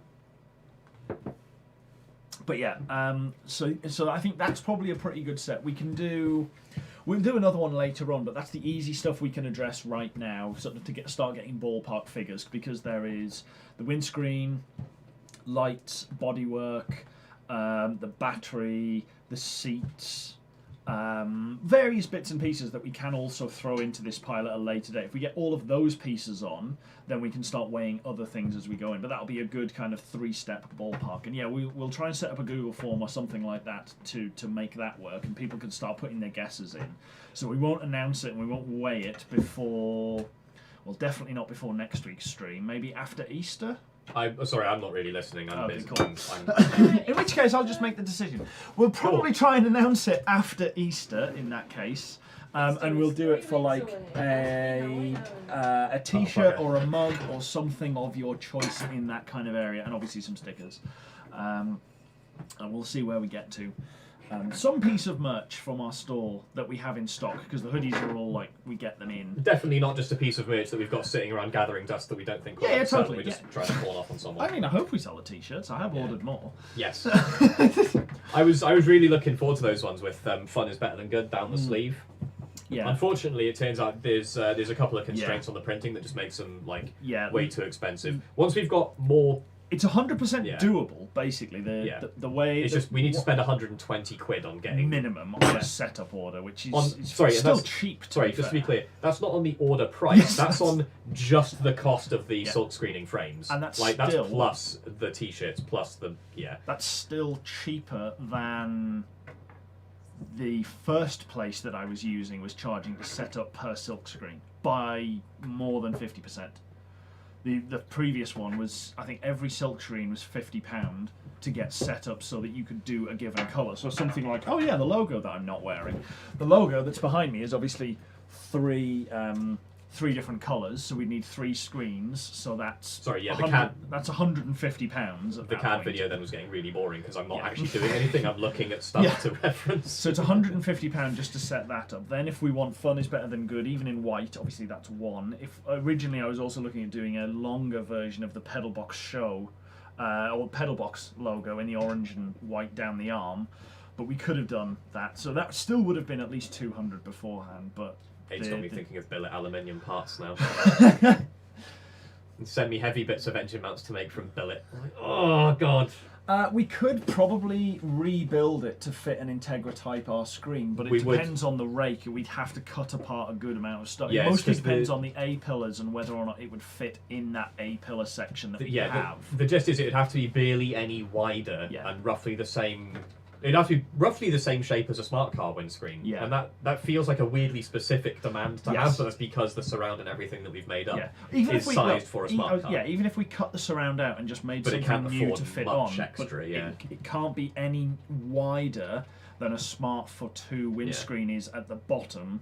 Also, otherwise you run into constraints, and it can't be any longer top to bottom because then you wouldn't be able to rake it back and we'd have to move all sorts around. So I to feel be honest, like the windscreen is still one person manhandleable over. The windscreen's not actually that heavy at all. I also feel like an Integra windscreen might be harder to get hold of than a smart one. We can get smart ones for like, what was it, 50 quid or something you were saying they go for? The first one I paid £30, 30 quid for at the breakers. Yeah. And then they realised how much of a chore it was to remove. they cranked the price up for the next one. Yeah, and they were like, you can come and take them out. No, they didn't even crank the price up. They were like, we just won't do it. You're more than welcome to come down and remove the windscreen yourself. Which so we did. And we definitely didn't go and try to remove 2 or 3 windscreens. Yeah, we tried. We cracked 3 windscreens trying to take them out, which, on the basis that nobody else was going to use them, because we tried on an already broken one first because we wanted to see if we could, and we cracked it so bad we were like, ha! We have worked out what we were doing wrong, but we had not worked out what we were doing wrong, and we ruined a second one. And then we went, no, it's fine. There's a third, and then we ruined that one as well. So we kind of left with a bunch of other bits and never spoke about it again until now. I'm being reminded of that time I wore a Cartman suit, but I couldn't even remember at what point in my life I wore a Cartman suit or what for, and apparently it was while I was at Gen Power. Oh wow! Like, I'd forgotten that. Yeah, it was a bit out of character for me. Yeah, it pretty much had. The jumper curse has pretty much stuck. So yeah, so that was. Just means you've got to propose. So that's what we need to. I can actually finish a jumper for you. I am joking. No pressure. I mean, yeah, there is, to be fair, Aid, there is actually a nice design out there that I'd like to emulate for a solid front engine mount for the VR, in case the in case it goes and I urgently need to swap in, I'd like to have one ready. I'm not sure what the downsides are to having a solid engine mount on the front of the Mark II Golf is. Vibration. Yeah, I mean there is. I mean it's That's a pretty 6. much it, really. It's a 6, so it should be relatively smoothish, but it's not going to be as smooth as a. I think an i6. the It's i6 like- is smooth because it's Yeah. like the something to do with the way the cylinders work. There's no Magic. harmonics. Yeah, there's A magic V involved. doesn't have Well, that. it's 60 degrees is the ideal. Like even I thought when the you get 60 into the degrees, 12, Yeah, I thought the 60-degree ideal was more of a you get. even the 12s are 60 degrees apart. Yeah, Not 30 but degrees apart on the crank. I thought it was for packaging more than harmonics. On the Well, I mean the VR Sorry, is on the- obviously yeah, not the 60 VR is- degrees anyway. But I thought the separation was more Yeah. about the VR is packaging. for packaging, Yeah. definitely. So yeah, so there's that. So I do wonder what the obviously there will be more vibration if you put solid engine mounts in, like that's just there is, but it goes onto a cross member. The cross member goes between the front, and it is also damped between the chassis rails, so you might get away with it. But I've seen before that the front engine mounts are sometimes difficult to get hold of. I've never had to buy one, so I don't know how true that is. Resident Race Car Nerd is saying that 120 is apparently the ideal V. Is that for like all different engines? Is that for 6s and 8s Is that and the 12s? ideal V, or is that the ideal offset on the crank? Because I'm talking about offset on the crank for balance, not not angle of the V. Well, I mean the Like offset on the VR, crank. The VR offset is on the obviously crank narrow. must be 120 or like a Yeah, 720 divided by number of cylinders. I've always assumed Otherwise, it you go was, bang bang bang bang, and then Yeah. you shake your engine to pieces. which is why 4-pots rattle. No, because they're 180 degrees apart, but it's still even timing. Bang bang bang bang. The rattle in a 4-pot is because you don't have the pistons moving up and down. Yeah. Are in time with each other. They're doing this, but they accelerate faster at the top. So the one coming down accelerates down a little harder than the one coming up accelerates up. So that little imbalance is where it's coming from. Okay. The timing, because it's still bang bang bang bang Yes. bang, like every 180 degrees is fine. Yeah, what little reading around the subject I've done in the past, the ideal V angle is 60 degrees, but packaging is harder because you end up with a very tall engine still.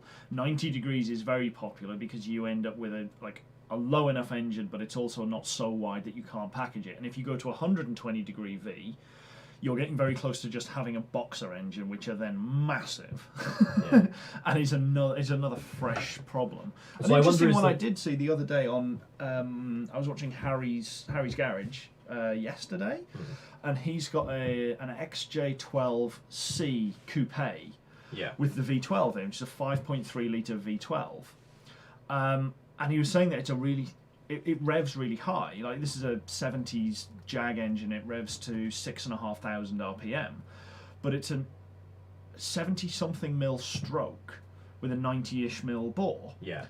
And the straight 6 that they put in as the alternate to the V6 in that car, and obviously most of the other ones, a lot of the XK series engine, that is not the XK cars, the XK engine series, was apparently 106 mil stroke with a high 80 mil piston.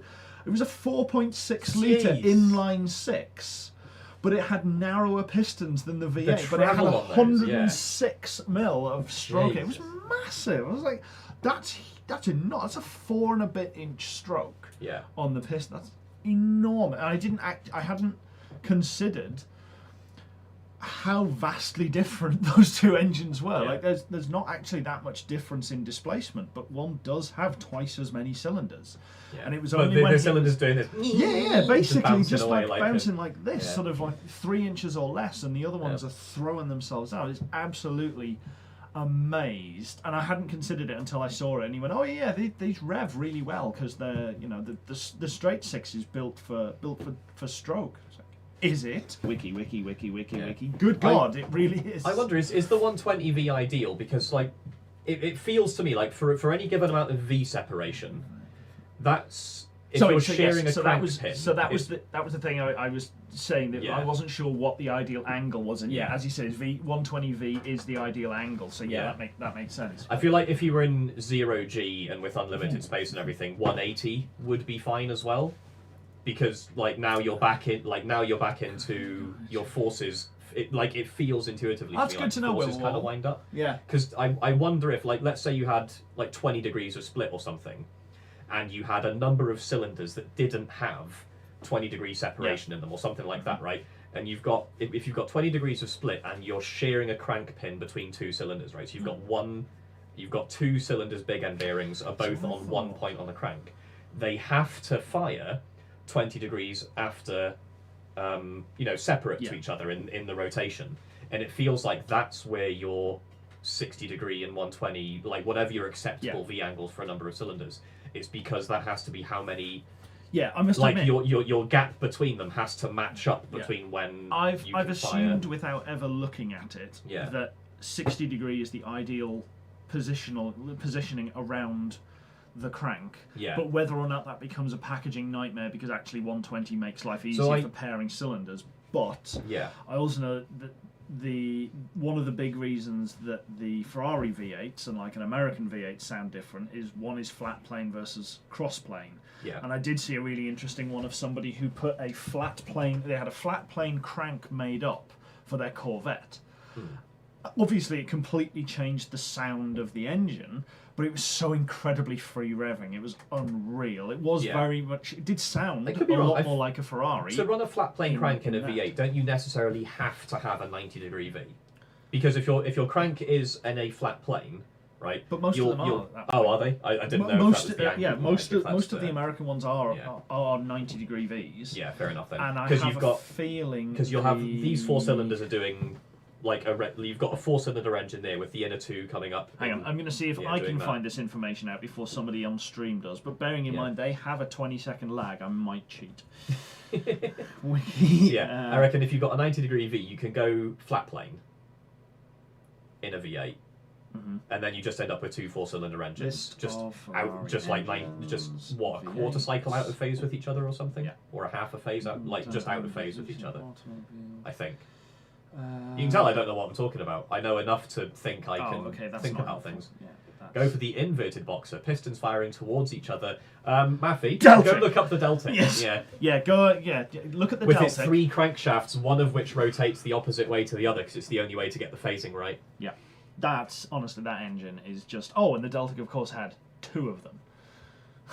Because I thought the Delta is a triangle where you've got opposed piston pairs. 18 cylinder engines, one on each end of the thing. Yeah, because each one was effectively a 6-cylinder, and they stacked them 3 or 6 deep or something stupid.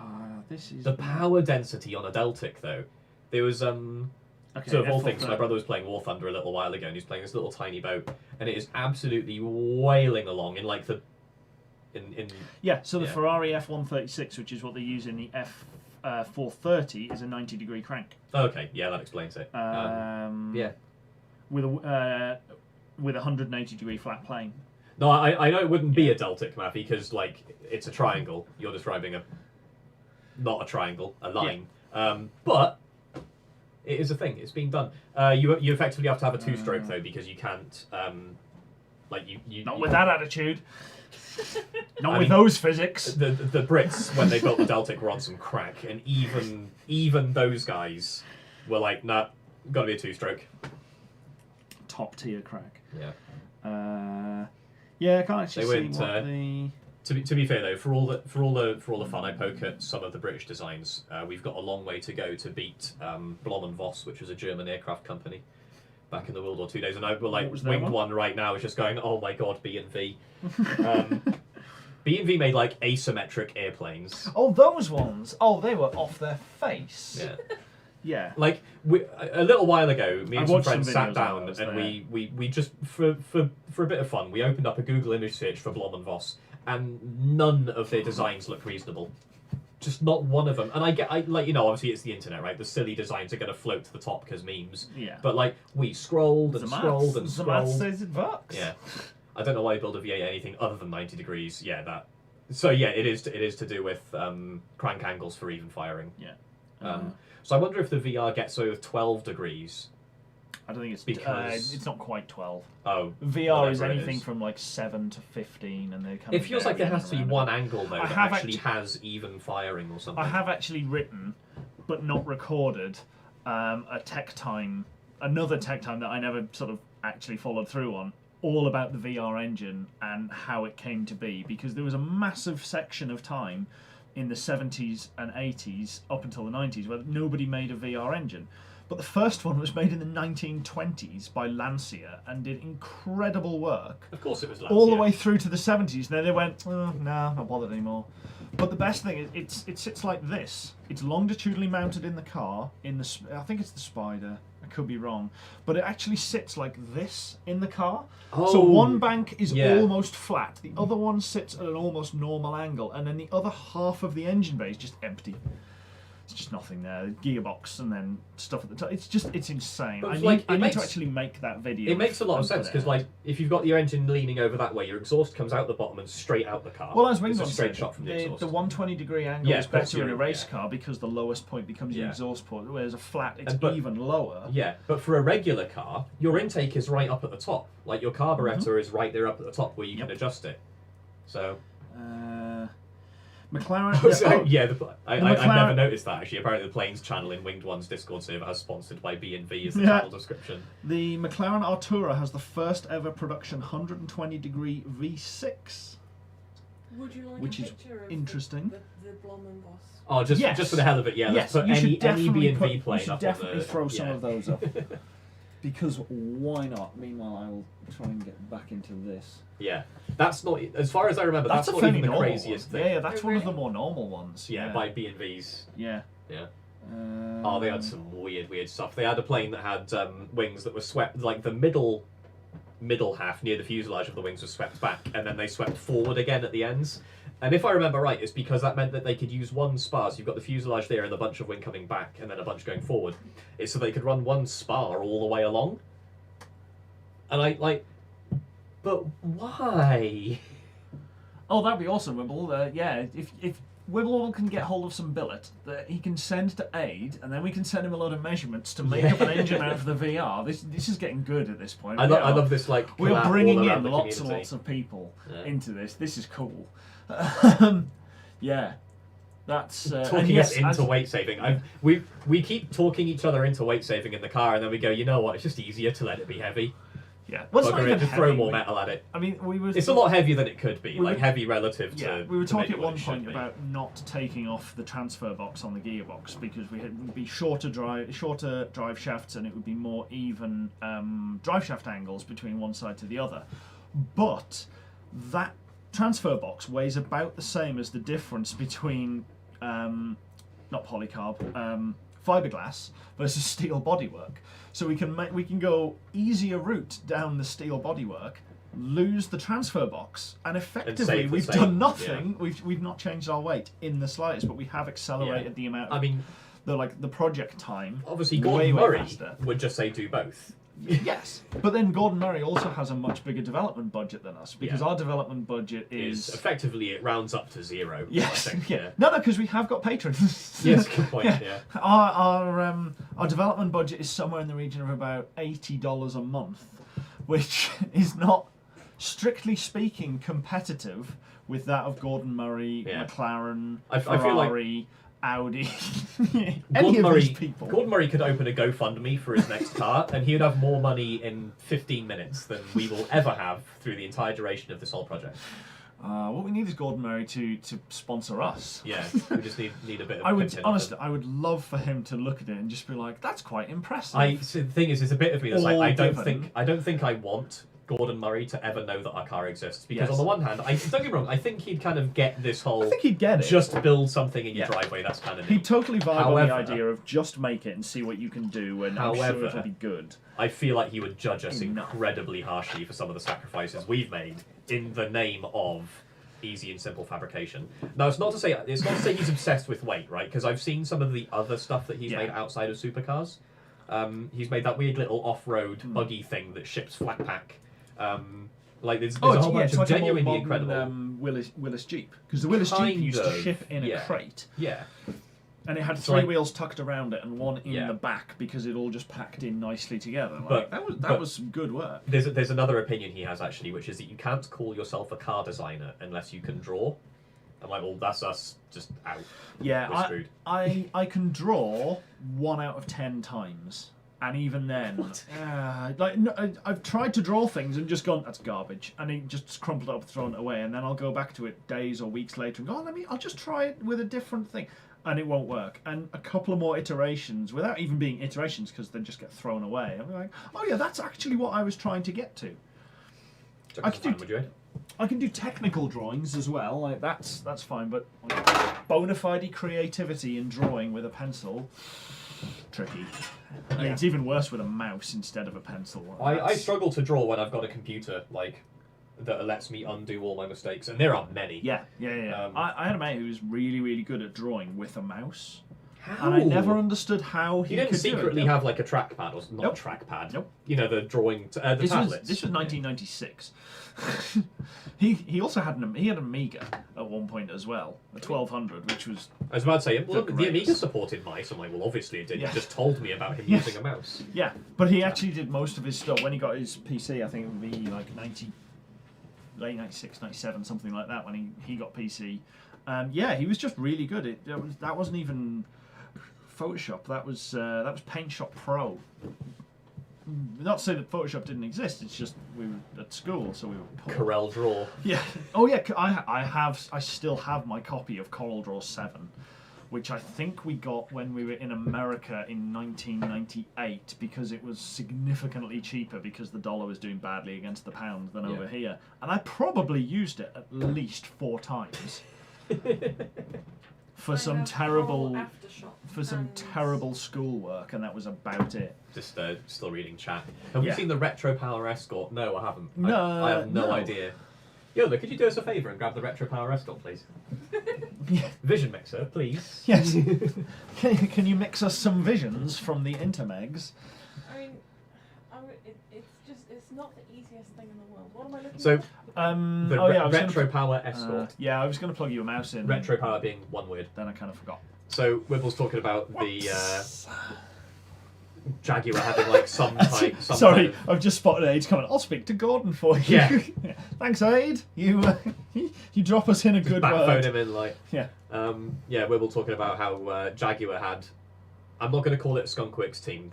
Seems like this is so often called There was Skunkworks, one other and thing that before I nothing, scroll but- past it. Yes, Maffy, I have spent enough time looking at your end. I had noticed the lean over. However, I can get by with one bank of cylinders being like sort of That was what, like 30 10 or 50, not even that. 30 degrees Yeah, over. I can like get by barely. because that's still within the realm of a V8. Like a 90-degree V8, one line of cylinders is 45 degree over, but it has to be because it's the same. And if you've got a very tall engine, you're going a bit slope, then yeah, it needs to be over a little bit. But seriously, I'm going to find this picture and send it to Yola again. Because so it was a V with both banks. Like, the upright bank was still past horizontal. Like, it genuinely was like that. Yeah. I'm just making sure I've got the right camera. Yeah. Yeah, let me try and find this while you were saying about. It's actually surprisingly difficult to find pictures of the Retro Power. Oh, is it? Fair enough. Oh. But yeah, so Wibble's talking about Jaguar having some kind of like Black Ops team that built a car, possibly the XJ220. Like, I didn't know that was a Black Ops project. I thought that was like a fairly well supported thing all the way through, but it's not exactly like I've read the history of it.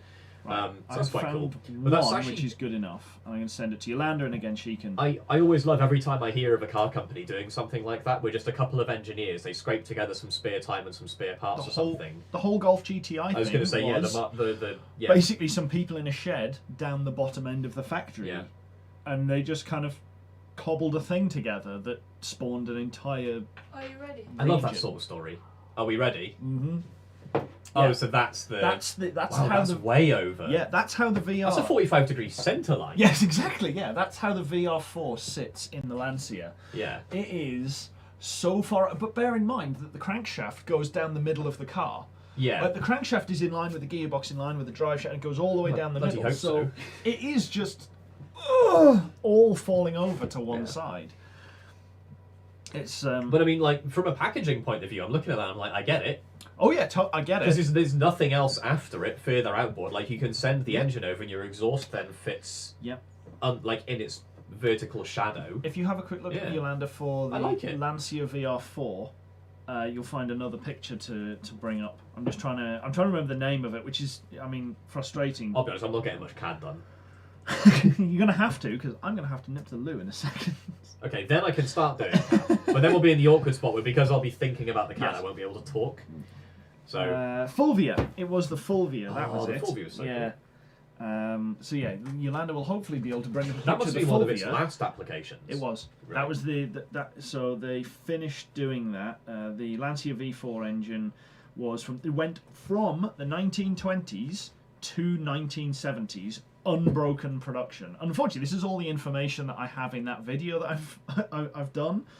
But yeah, it went from a 900cc to a 2.5 litre cc and was, to all intents and purposes, the same V4 engine. And it just was iterative as it went on and on and on and on. It's considered the same engine. A fair warning, next time you describe an engine as being a 2 litre cc, I will just shank you. Yeah, no, that's fine. Yeah, a 2.5 litre, 156 cubic inch. And the cylinder bore went from like 65 to 82. The stroke on one of them was 120 mil. it was enormous. I mean, they did good with it. 100. That's going to be pretty grunty. That's They going to went have all of its torque at the bottom. They went from 28 horsepower to 132 Jeez. horsepower across all of that generation. It's I think absolutely amazing. One of my favourite stories of an engine getting But, like, embiggened, and it's not quite such a well-known one, and I'm biased because it's my engine, is the P166 in my Rover, a 2.6 litre straight six. But as far as we can tell, Rover probably kind of considered sending it to 2.9 or 3 litres or so early on, just based on like how much extra bore is left over and everything.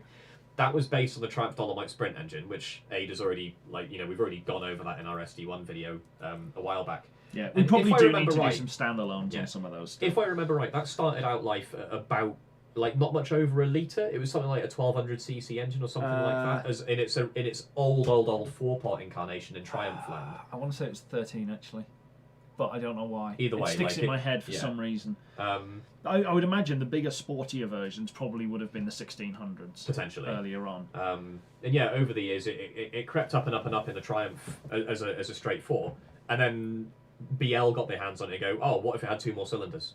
Oh yeah, so this is the fun one. So the first V4 was 1922. V4 or VR4? Sorry, VR4. Well, it was V4, right, okay. but it was They it called was it, actually yeah. because VR is the German Right. name for it. Effectively, it is just a narrow angle V4.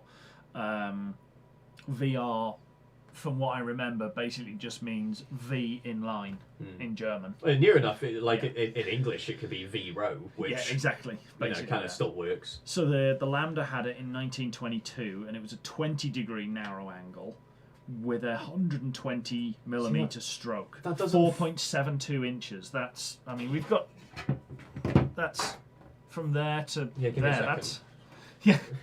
That's bigger than the Cup. Yeah. And that was a 2.6 litre in its biggest variant. In a 2.6 litre 4 field. Right, a 2.6 litre 4-cylinder sounds massive. But they got small. They basically went smaller and smaller as they went on through their life. Yeah. But hang on. They started at 2.6. I was going which is somewhere the else. biggest I was they going ever somewhere did. else completely. Yeah. But like a 2.6 litre 4 sounds massive. But then you compare that to like a 7 litre V8 in the States. Yeah. That would be A 3.5 like a litre 3.5 4, litre yeah. 4. And like the 7 litre V8, like don't get me wrong, 7 litres is a bit of a big engine, but it doesn't sound absurd for the number of cylinders. Like 7 litres is a perfectly normal, sane kind of size for 8 cylinders. But yet 2 litres feels big for a 4 in my brain. 2 litres is like the biggest 4 that I want. So if you consider the Sonny Leonard billet aluminium engine in Mike Finnegan's Game Over jet boat, which is a 711 or 712 cubic inch. The V8. conversion is, what is it, 100 cubes is about 1.6 Well, litres, right? I've done it. Oh, you already, literally yeah. just done that. Okay. That is 11.6 litres total. So That's that a big old is engine. 5.8 litres 4-cylinder, effectively, Yeah. along one bank. That's big. That's unholy levels of big. It's like 1.4 per cylinder. Yeah, I mean give or it's take. not quite the Beast of Turin Oh god, levels was of it big. What was that? That was 28 28. litres. Yeah, 28 litres 4-cylinder. I want to say 28, but I wasn't sure if I was just projecting Yeah, the 290 horsepower, which in all honesty, 1911, 290 horsepower. Damn. 10 horsepower per litre. Damn. What's the compression ratio on it? It's like, if I remember right, something like 5 to 1 or something stupid. 4 or 1 5 to sec, 1. you will have to bear with me and entertain the good people who are watching the stream for a moment. I mean, it's not exactly true, like super easy to find. It's 190 millimeter by 250 mil stroke.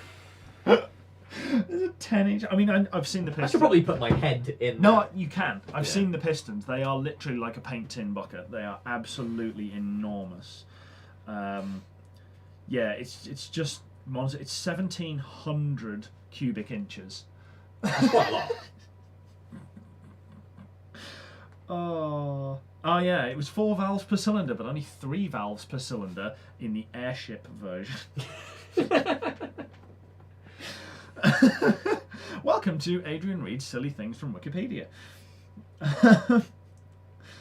But yeah, I mean, I was expecting something like it's 4 valves per cylinder, honestly, but like one of them is compression release No. for starting or something like that. to be fair, in 1911 it did 132 miles an hour, which I can only imagine it'd be like us doing 400 miles an hour in like a family saloon now.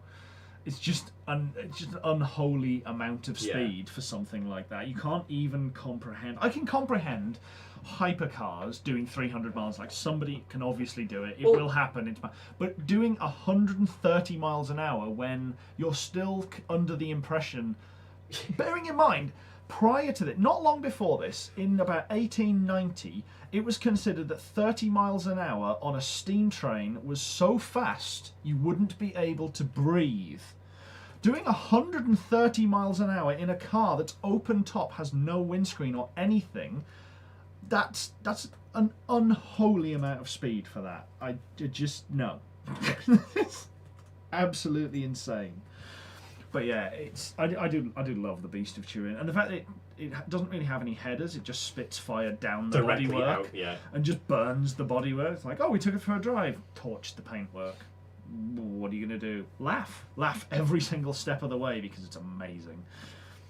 So I'm just trying to think of like roughly what the comparison is. The Beast of Turin doing 130 in, like, what was it, 1911? Did you say? 1911. So like in my head, like a normal car, like pretty much any car that any regular person buys is probably going to do about 110 these days. No, more than that. Really? Way more.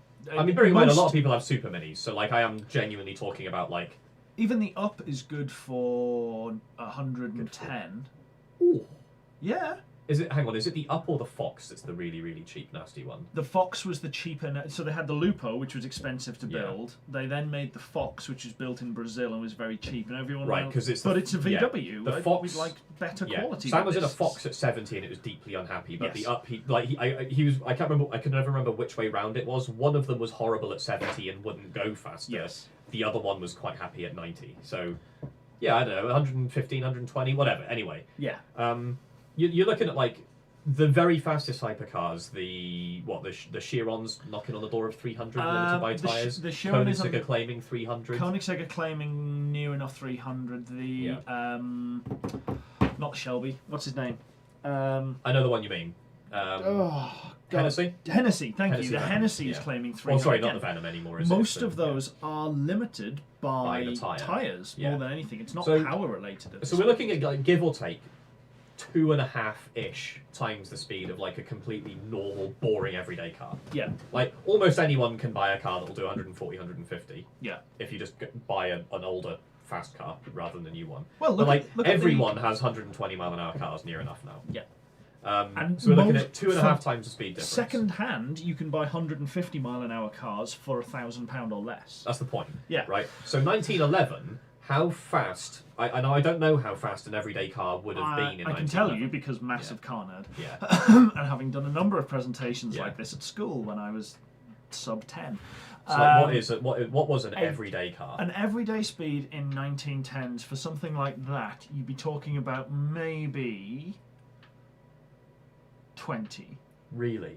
That would be the VMAX of a normal car in 1910, 20 So if you're miles looking at something like the Renault, like 1910 kind of era vehicles, they were still open tops, 8 horsepower. Like the Renault AX 1910 is an 8 horsepower car. I don't even think So it'll have a top the Ford speed Model T was listed. 40-45. What year was the Model T? 1908 through 27. Okay, fair enough. So yeah, you're talking 45. So it's about three times as fast. So it is actually like it is more faster than contemporary cars. Yes. Wife has a Fox, definitely. and it's 1.2, and it goes 100 if you push it. I don't think Sam wanted to push it, to be honest.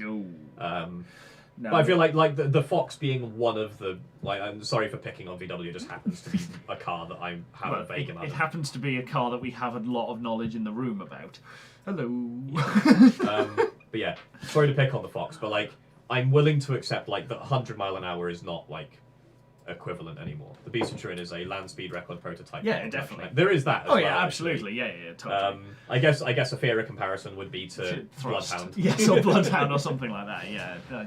I still love that Bloodhound's stated goal. I still don't know if they're ever going to manage it. Bloodhound is intended to not just beat the record, but to beat the record by a wider margin than the record has ever been broken before. Yeah, and they might actually lose out because somebody else is building a 1,000-mile-an-hour hypercar. The guy that bought it out of essentially I feel like hypercar's the wrong word to use administration. Yeah, the guy that bought Bloodhound out of administration effectively is holding on to it. He's put as much money in as he possibly can to get it to where it is and kind of keep it alive. But it's basically mothballed again until they can get enough money to push it over the line. And I think he put about 20 million into it or something like that from memory by the time he bought it and then finished a bunch of stuff that was ongoing. So yeah, he did quite a few things to get it that far. But yeah, it would be a shame if it didn't for all of the work. But it's always been that with the sort of the Thrust series of cars. I still classify Bloodhound as one of the Thrust cars because it's still done by the same guy who drove Thrust 2 and Thrust SS and who built Thrust SSC or sort of led the project anyway. So yeah, like I've met him a couple of times and it's still kind of part of that family, and every single one of those things has always been we've run out of money. Oh, damn. Okay, well, we're going to just scrape through to get this there, and they just, by the skin of their teeth, managed every time with little bits of funding. I feel like it's getting more expensive every time, and logically they're going faster, you'd think it would be more expensive. But there's the other part of my brain that's like, we now have computer models and everything. Yeah. We don't have to build and test so many prototypes. Yeah. We have a much better grasp on exactly what we need to build to get to a particular target now. Without having to actually build the thing, and you still have to do integration and stuff at the end, but I don't know what's happening because it feels like the fastest cars used to be like a bigger reach technologically. Like Thrust 2 feels like it was a bigger step above everything else that was around than Bloodhound is, but it all seemed to happen faster and cheaper in the old days, and I don't know why. And maybe it's because I wasn't there, and maybe it's because I don't know what was going on and I didn't see the trials and tribulations that all those programs went through. I'm kind of getting into a sort of philosophical problem that I have with the modern world. It seems that everything these days is just more difficult and slow and expensive than it needs to be. I don't really like it, and now I've made myself sad now, which is kind of miserable. Sorry, Yola. How should we cheer you up, Chris? I can't imagine 21st century humanity building a Hoover Dam. I can imagine China doing it, but I can't imagine like modern 21st century Western society building a Hoover Dam, or like an interstate network. That kind of like massive scale engineering projects we don't seem to do. The closest we have, I don't know. I can't really think of anything that I feel like is like those. No, but then isn't that because we already have those things? Well, we already have those things, but one day we didn't have those things, and we had other big engineering things that we had done before that. Yeah. Like, I feel like mass scale deployment of. Space is here. I'm not sure if I just managed to step on one of the fans or not, but it seems to have survived. So Hey, we got Spence back. He arrived just in time for me having a whinge about the general state or the inability of the modern world to build big stuff. I noticed that as well. That's a good point. The Dutch are still winning the war against the sea. Yeah, like they live in a land that really ought to be. They ought to be like they live in a land that shouldn't be a land. Yeah, it should be a fair point. But even so, that was still something that they did in the past, and they just maintain. Yes. Like Holland hasn't They doubled got- again in size. Yeah, they got very good at doing something, and they're still doing it. But by Yeah. the same token, their country does depend on it, and you Yeah. do get good at things. Well, no, your but, country but depends that's on kind of it. my point. Like, it's easier for them Yeah. now because they know what they're doing and they're experienced at it. They know what they're doing, and they're just maintaining it. Once upon a time, they had none of those advantages, and they still did it. It was a bigger deal. It was a bigger, harder problem then. Yeah. And sorry, yes, while you were gone, I basically just whinged at the fact that the modern world doesn't do anything like Hoover dams and interstate networks and I digging mean, an entire My country out of the counterpoint ocean. being that we already have an interstate network. Yes. Yeah. The Hoover Dam is a controversial one for a number of reasons. Because, Apollo programs, supersonic passenger transports. well, okay, so the Apollo program they are kind of doing again, but the SLS is an enormously inefficient thing hang because on. it's They're spending money. Yeah. they're not doing anything like Apollo. yes, yeah, that's the problem. They're going to end up with a rocket that is smaller than. Well, actually, to be fair, the It like is- Block 2 SLS is Yes, going to loft a bit more than the yeah, Saturn V. Yes. But it's going to be more expensive. Yep. It will be just as disposable because the whole rocket Yes. gets dropped in the sea or burned up. Like SpaceX is doing Yeah. demonstrably better in that line by just Yeah. going, we'll just reuse it. Even if it does land and then kind of land a second time in a slightly more uncontrolled manner. They're still doing better, and I still can't understand how they're pushing ahead. And it just makes you look at it and go, oh man, government projects. Everything they say is true. You're going to do it twice. You're going to spend 4 times as much money. Well, hang on, but it's still the private sector doing it. It's still Lockheed Martin and Yeah. Boeing and stuff Yeah. making this stuff. And like the government's meddling and messing about with it, but ULA at the minute is designing a new rocket. It's still not reusable. Yeah. Don't get, like that's not to say it's going to be bad. Oh no, there's a Vulcan time and a is place. gonna- Don't get me is wrong. it Vulcan, the new one, is going to be a very, very good rocket, Yes. but Yeah. it's still nothing like what we used to do. And I don't just mean Britain or America. I just mean like in a general sense, we used to do big, grand engineering projects. Yes. The The Great Eastern, and they used to happen transatlantic quickly. cables, suspension bridges, Yeah. and people. I We've mean, by the always same time, pointed out Mulberry Harbours. yeah, yeah. There is a lot of war against the sky with the Burj. Yes, there is also an ongoing war to punch the sky with a building. I just view the Burj Khalifa as just a massive middle finger up to nature. Yeah, Like gravity, yeah. don't care. We're going up. I still think Dubai as a whole seems to fit into the same. I don't know how many of you have watched King of the Hill before, but it falls into the same category as when Bobby Hill visits Phoenix, and he's in the car and it's air conditioned, and he goes, 115 degrees Fahrenheit. It can't be 100. That's ridiculous. He gets out of the car and the first thing he says is, "This place is an abomination. This is an affront to God. Oh my God, it's so hot. How is it? This is." Man should not have built this place. And I've been through Phoenix and Arizona in January. In fact, we all have. And the extremes are, well, extreme. I mean, it's, The clue's in the name. yeah.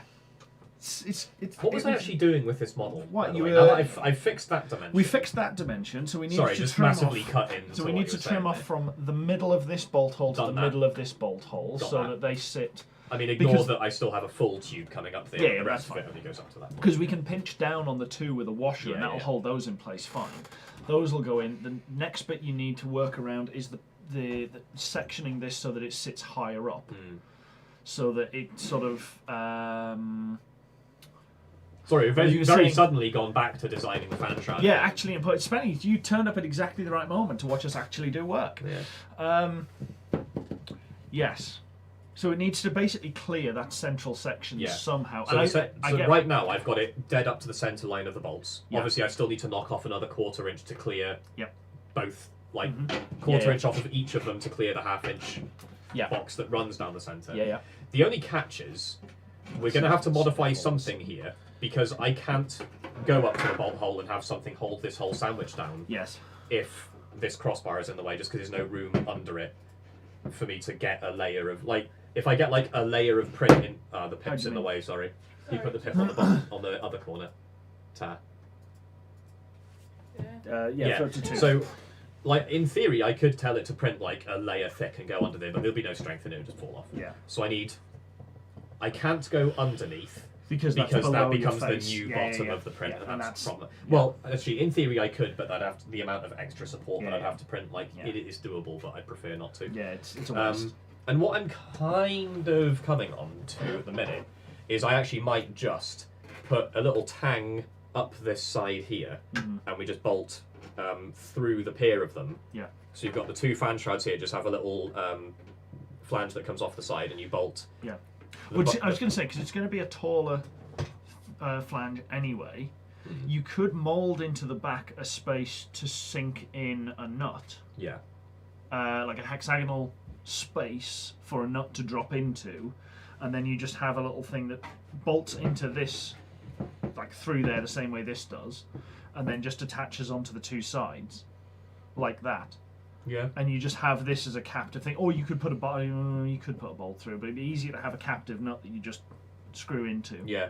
There is a bit of me that's thinking, actually, what if we take the really lazy, easy option, right? We just put a really big penny washer under that, and I just put a flat region there, right? I just build this edge up to the height of this crossbar.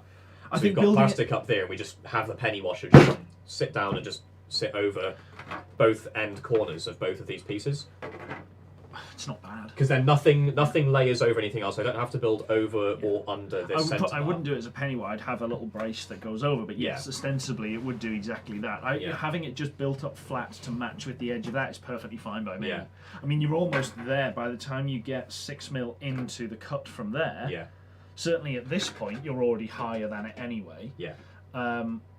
Here, yeah.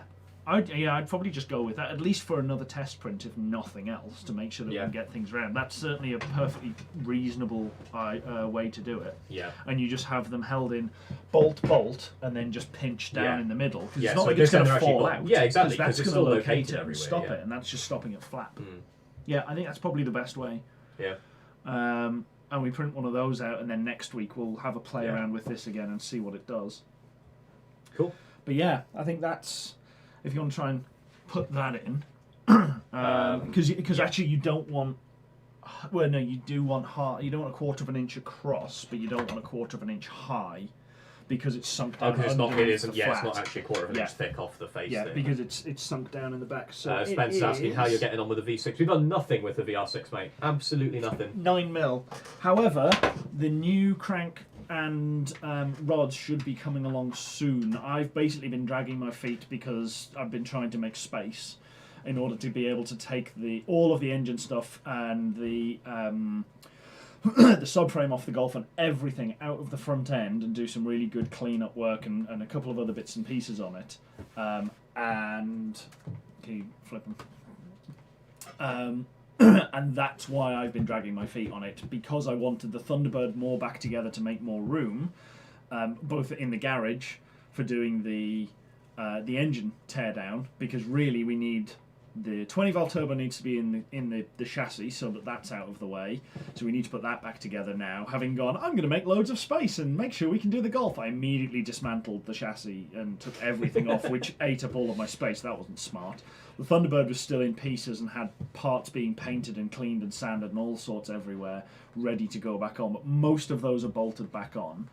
So in the next couple of weeks, the Thunderbird will be all but back together, probably not including the wings, because I think I'm going to have to wait a bit longer for it to warm up a touch more and get back into double digits before I can put paint on them reliably outside and get a bit of a hack coat on. And I need to buy some more paint, to be fair. So definitely need to do that.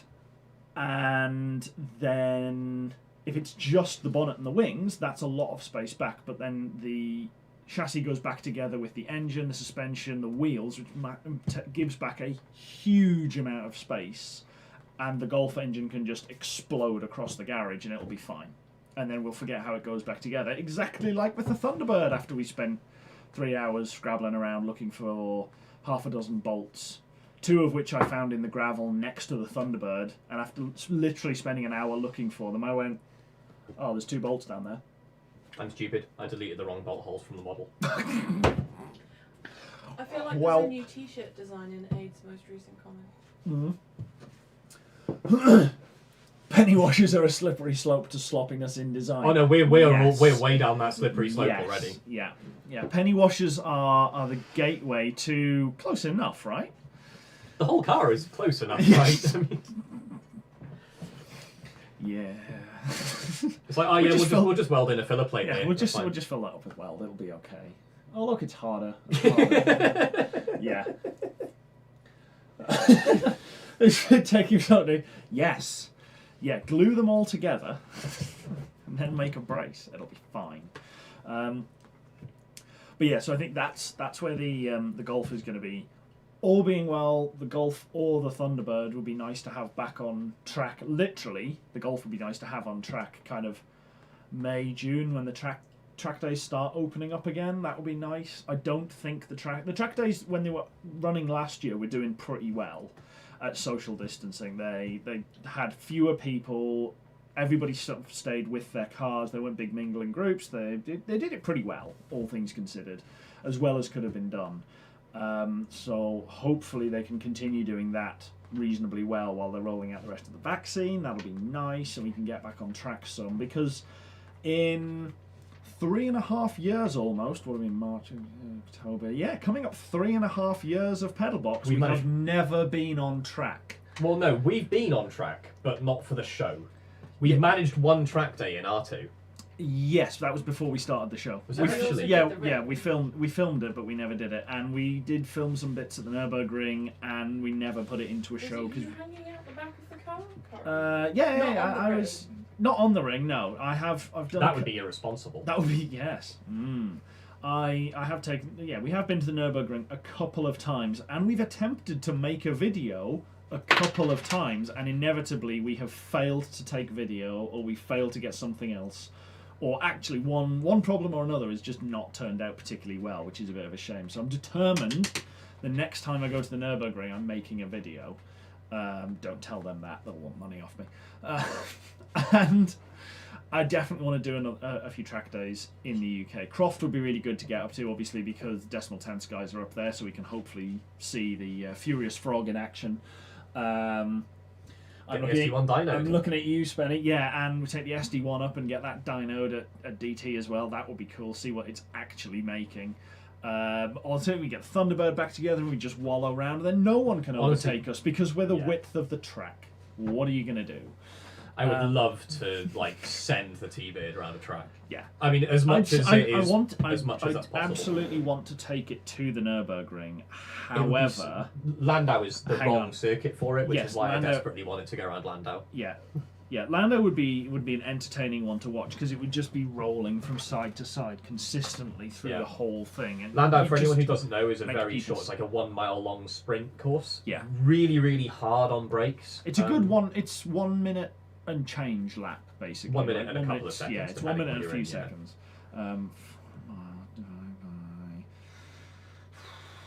That's not a good number. What's that? Stick with me. Okay. Let's call it. If we're being realistic. I'll be honest. This is quite funny. Okay, so to drive the Thunderbird from Reading to the car park at the Nürburgring, not even to do a lap. Like I know the BMW M5, which will do sort of 25 to the E39 will do 25 to the gallon on the drive, but it uses 1/8 of a tank of fuel for a lap. It is pretty horrendous. The Thunderbird will cost approximately, at today's prices of petrol, £420 just to get to and from the Nürburgring, having never done a lap. 420 was that? Blaze it! Yeah. Interesting, that's for 70 gallons, whereas I could have gone for 69, but then it wouldn't have been 420. Like, oh, where do you go? So yeah, I'll be taking sponsorship to take the Thunderbird to the Nürburgring. I mean, I'll be looking for sponsorship from BP, Exxon, Shell, and anybody else that's willing to give me fuel for that.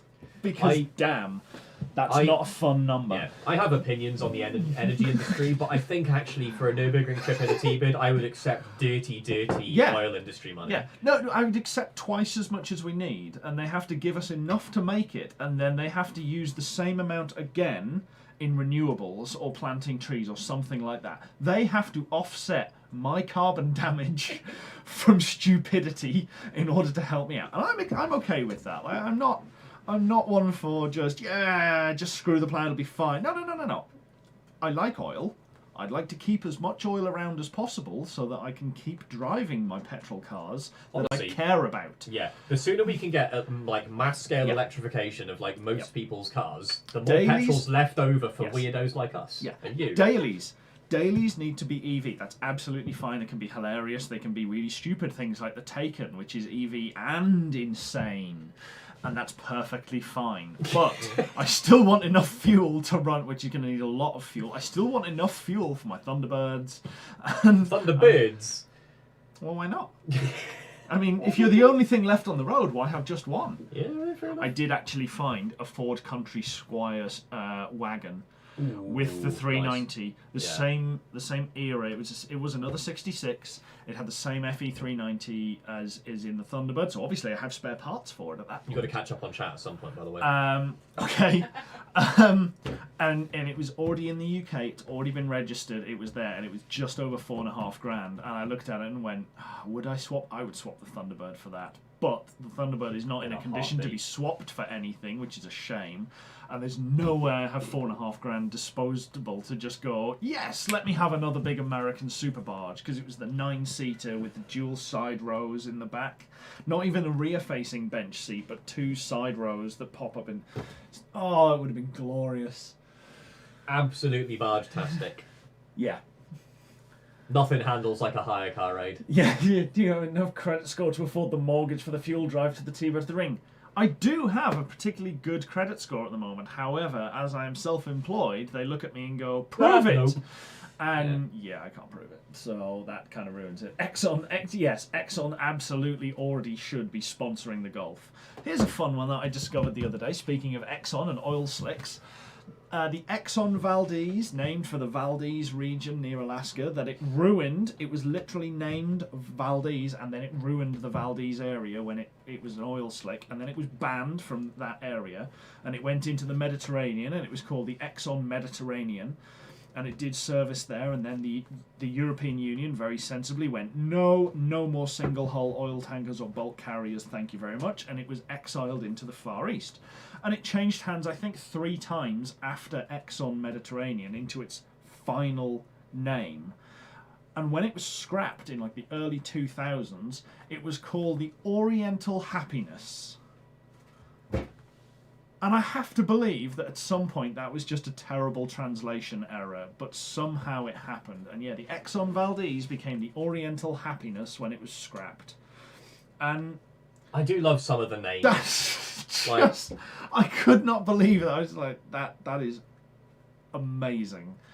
That ship in particular, a bulk carrier generally being called it, I wouldn't matter, but the fact that something that destroyed an entire coastline that it was named for, before it destroyed it, was then renamed the Oriental Happiness, just smacks of like a PR disaster or a PR attempt that just feels a bit forced. But never mind. But yeah, Exxon should definitely be sponsoring the Gulf. You missed the funnest message. You literally skipped. I was going up. I was going up. So Okay. I was like, "How smart car, loads of fun, an Oriental happy ending." Well, it was when it was scrapped. It was absolutely towed outside the environment. And yes, well, I mean, to be fair, the Golf is a bit of a track slut. Like, a lot of people have had that car for different times. I handed the keys off to Steve Wilson's shed, and when I went to America in 2012 with Vix, in fact, who might still be in chat. I haven't seen it, but I basically went, oh yeah, there's a good track day. Oh well, you might as well take the Golf, and just launched the keys at him and sort of walked away. And he had it for a couple of weeks and went to the ring, and it was fine. Did all sorts of stuff and came out. Great time. But yeah, that was quite interesting. Which one were you? Oh yes, Alton Park is a fantastic track. I've done Alton Park before, although I couldn't drive at the time. My dad bought an Audi A4. It runs in the family. They're It just really deceased. does. Yeah, it really does. It was like 2006. He bought it. He had an A4. 1.9 TDI Quattro Avant, and he got invited to like an Audi Experience Day at Alton Park. No, it can't have been 2006. It must have been. It must have been before many that. of your stories are like, no, it couldn't have been that. No, big. because in 2006 I'd learned to drive, Yeah. No, and I couldn't drive when I did the Alton Park experience day, because for everybody that couldn't drive, they literally had Audi A2s for you to drive around part of the track with like an instructor in as well.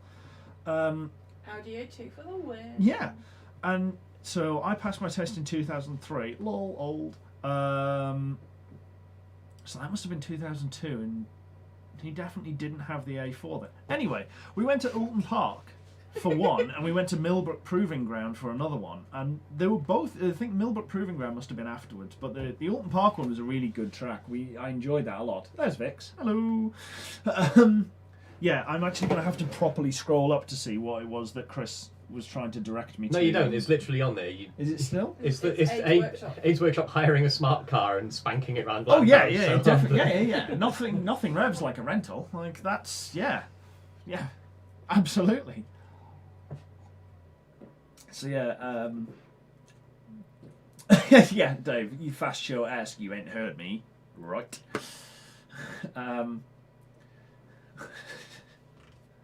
So we had a quite similar one with a friend of mine, and he had a 996.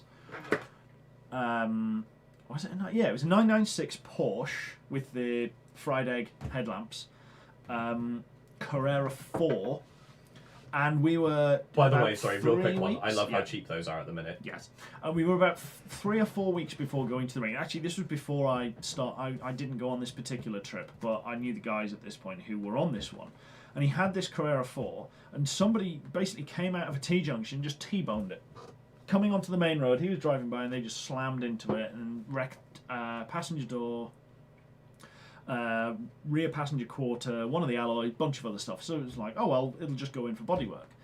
His insurance company had a like for like thing, and they didn't have anything that was like for like.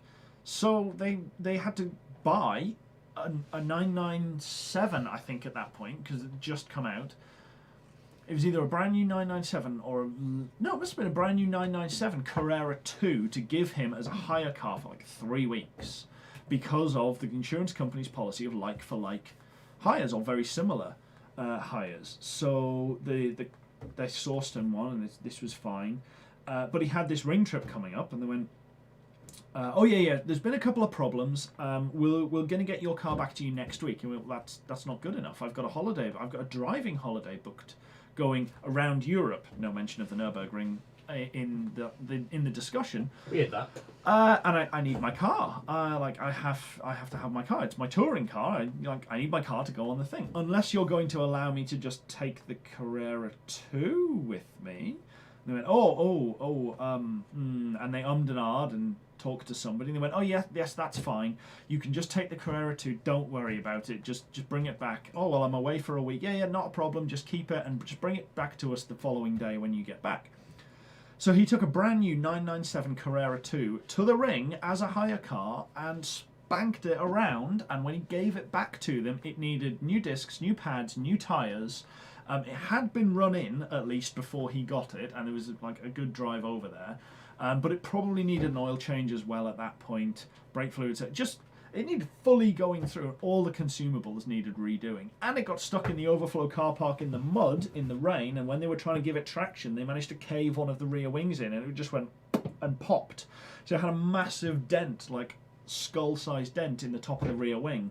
Conveniently, one of the guys who was on the trip does paintless dent repair.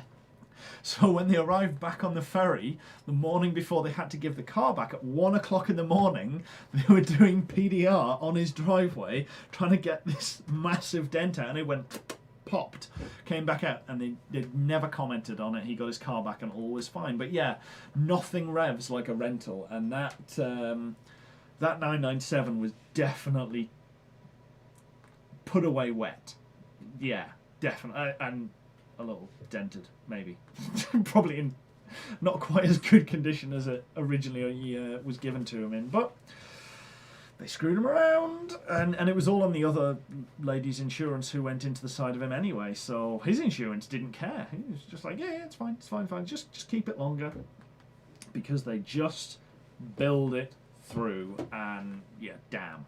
So, yeah, fun times in the car hire world, but Please don't tell Heather's customers that.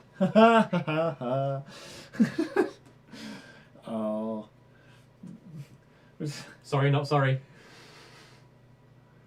Oh wow! No, so the no, it probably wasn't. It probably wasn't that day because I don't think any TTs got written off. But there were no salesmen driving the cars that we were in on the days that we were doing it.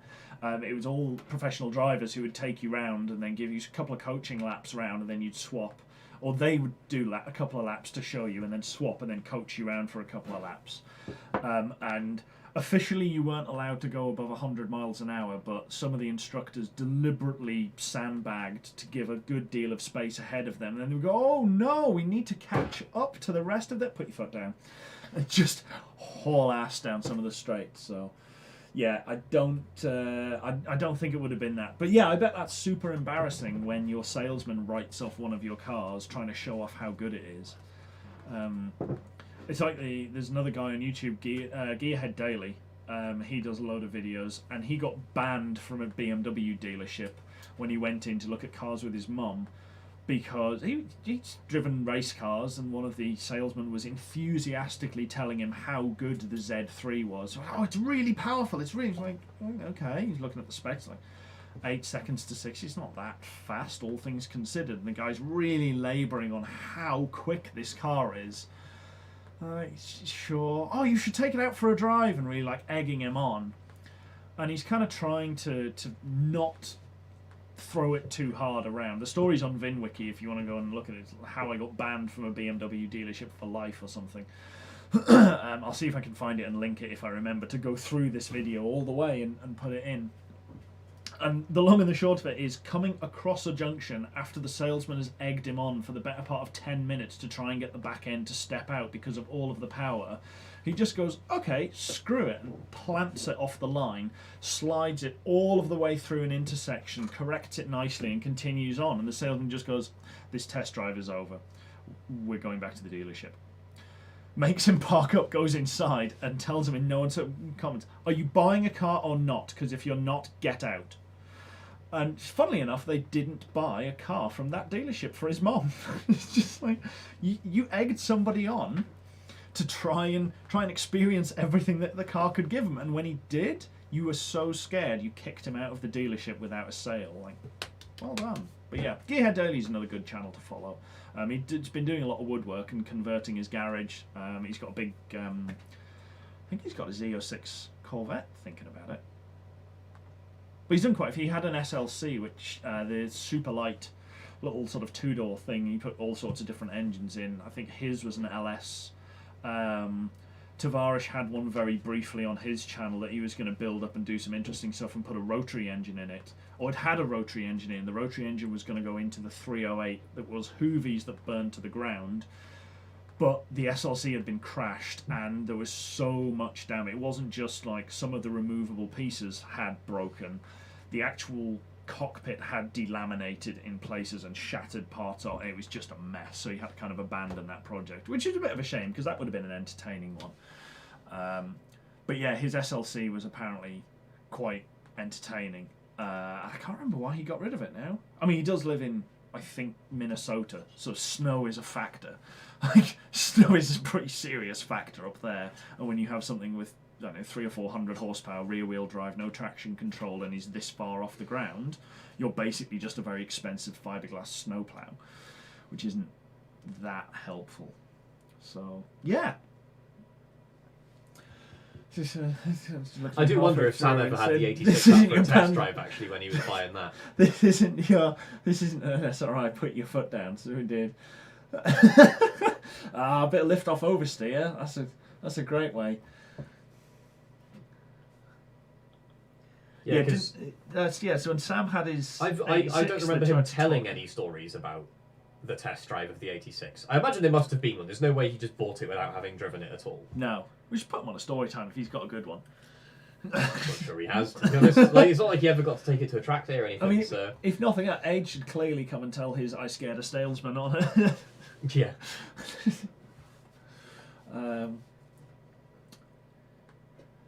He's done 100. I've just read Aid's comment about the smart colour miles. Whoops. Yeah.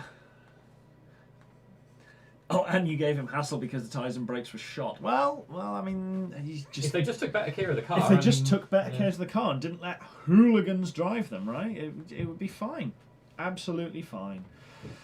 But yeah, so this will hopefully print out between now and next week, and we'll get another one of these built up that will sit over a bit more of the rad, and we can do another iteration. Yeah. Probably going to need to buy more filament, presumably. Yes. So yeah, we're going to have to wait on getting that. So we can't even start that and actually start the wrong print tonight. Not do that one again. Nope. This can almost certainly be mounted on the wall. I'll be honest, it's not the most visually interesting prop, is it? No. I wonder if is there an angle that you can put it at that makes it look maximally like MC Escher? I mean that's pretty good because you get Because both of the sides, yeah, like, invert, yeah. Aid's dad turned up at a BL dealership in an E-Type to test drive a TR7. Why? Yeah. I can imagine the salesman just being like, why though? Oddly enough, that's pretty much the salesman was apparently stumped in talking about performance. I'm like, well, I mean, Hey, where do we go from here? Like, yeah, the TR7's great. I mean, it's not as good as your E-Type, but it's so good. But I mean, it's not your E-Type. Yeah, I mean, it looks great, but I've got a sneaking it's not as suspicion good the as your TR7 E-Type. rotates better than an E-Type. It'll rotate quicker. Yeah. It might not be as controllable as the E-Type because the E-Type's longer wheelbase That's would the help point. it. Yeah, but it's I- going to be more controlled, but it's not going to be as hilarious. But whether or not the salesman wants you to try that in their demo, probably unlikely. Well, assuming we're going to get this sorted for next week because we need to get some filament. Yeah. And there's no way we're going to print this on stream. 17-hour prints for the suck. We will see you hopefully next Thursday again next week. We might do Wednesday, we might do Thursday, depending on when filament arrives and when we get this sorted. At the moment, let's gamble on it being a Thursday. And in the meantime, if for some reason you happen to have found us and not already be subscribed and have the little notification bell done, do that. That is very helpful for us. And also check out shop.pedalbox.show. I would say that Yolanda should put the strap bar up, but for some reason it broke and it was just giving us the mask and not actually the strap bar itself. So Hey, I it's need to fixed. fix that. Ooh, it's working again. I mean, not You that can people only can click use- it or anything, I but can only use one media pool. Oh, okay. So one of the media pools is broken. So we fixed the pip before we came live, but the media pools are for some reason broken. didn't fix the bloody audio before we went live, did we? No, apparently we broke that more. But yeah. So if you go to shop.pedalbox.show, you can check out the mugs, these hats that I'm not wearing, the t-shirts that are in a box just down there out of shot that I obviously can't show you. Hoodies as well, although we're starting to get towards spring, so really t-shirts. And we have got long sleeve t-shirts coming soon, TM. Like legitimately soon. The order should be in. I should be Is actually this going going to be to another pick 20-minute it up. sign-off? Obviously. What else do we do? It's about that watch time, innit? It's like the back half of the entire back half of the stream is just us saying bye. Bye. Yeah, well, it's just Lord of the Rings: Return of the King every time. Yeah, We how had many 6 endings? endings. Yeah. We can have multiple. All of them happy.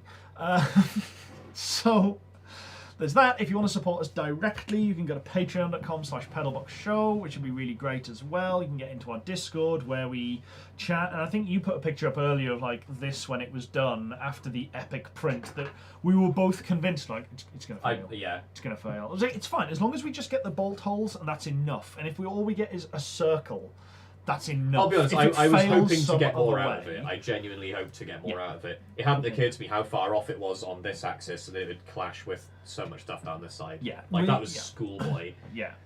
But it is what it is. Yeah. We'll work around it. As I say, I was all in favour of just cutting this up and making Yeah. it fit to take some measurements, but actually the measurements we need to take aren't that dramatic. Yeah. And we can just kind of make it work for the next one. Yeah. The one thing we have managed to check though on here is that this edge would have also clashed with this. Yeah, So- which makes sense which because would- it would be yeah. symmetrically off both ends. Yeah. So the circle, the fan shroud actually isn't. It's just this transition down on this side. So Yeah.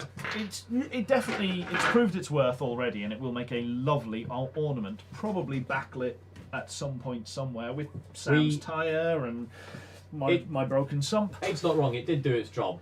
Yeah. However, It's a I very- feel like spending £7 worth of filament to check that I measured up a rectangle and the diameter of a circle probably not our most cost-efficient work on the car so far. In terms of fabrication work, it levels back when we were building the first part of the car, when we actually did very little, but we still had quite a long episode because we were deeply unsure about what we were doing. Yeah. And once again, we're kind of well, we're back in that kind of territory right now. Yeah. Me with the CAD is roughly as awkward and unfamiliar as everything we were doing at the beginning. yeah. You should totally put it on as a necklace. I was going to say, yeah, it probably would fit through. We can Easily, Go, yeah, like- we can go a bit Flavor Flav here. I feel like that might be a little bit outside of my cultural wheelhouse.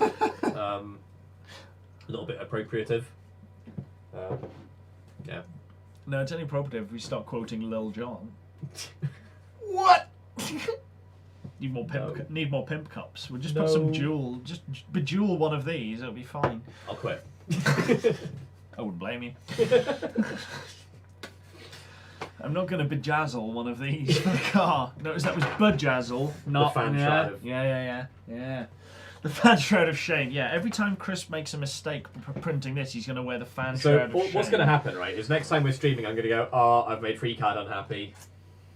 He only changed because the E-Type was giving him a bad back.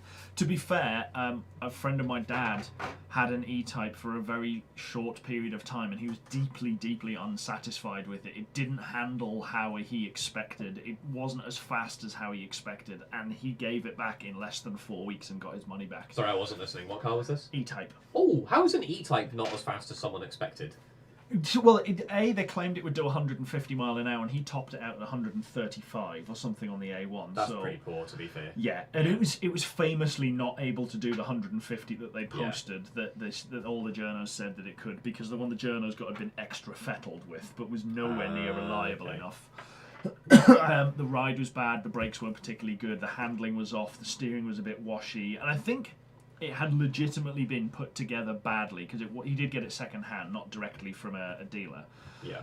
He did get it second hand, and yeah, it was just a bit mediocre, all told. So he got rid of. I can't remember what he got rid of it for, but it was something like super, super mundane. Because he went from this mundane thing, he was like, I'm gonna get a Jag, it's gonna be amazing, and it was terrible. And did it just ruin nice cars for him or something? No, it ruined the E-Type for him Right. because he expected so much more of it, and it was some. I'll have to find out off my dad what it was that he tried to get back. In fact, as I recall, he did a Part X, and they took his car in and they sold it before he gave the E-Type back, so he couldn't even get his old car back, and he had to get something even more humdrum because he needed it for work. Like that's a sorry story right there. I do like that Aid's dad wound up with a V8 TR7, which, to be fair, TR7's not a heavy car. Rover V8's not a heavy engine. No. Like, what would it have been? I'm guessing probably a carb one, which would be 150, 160 odd horse. In a TR7, probably goes like stink. Yeah, it's still probably going to weigh less than a ton. Yeah, I mean, if more with than like, a ton, not much more. Like, yeah, exactly. Yeah.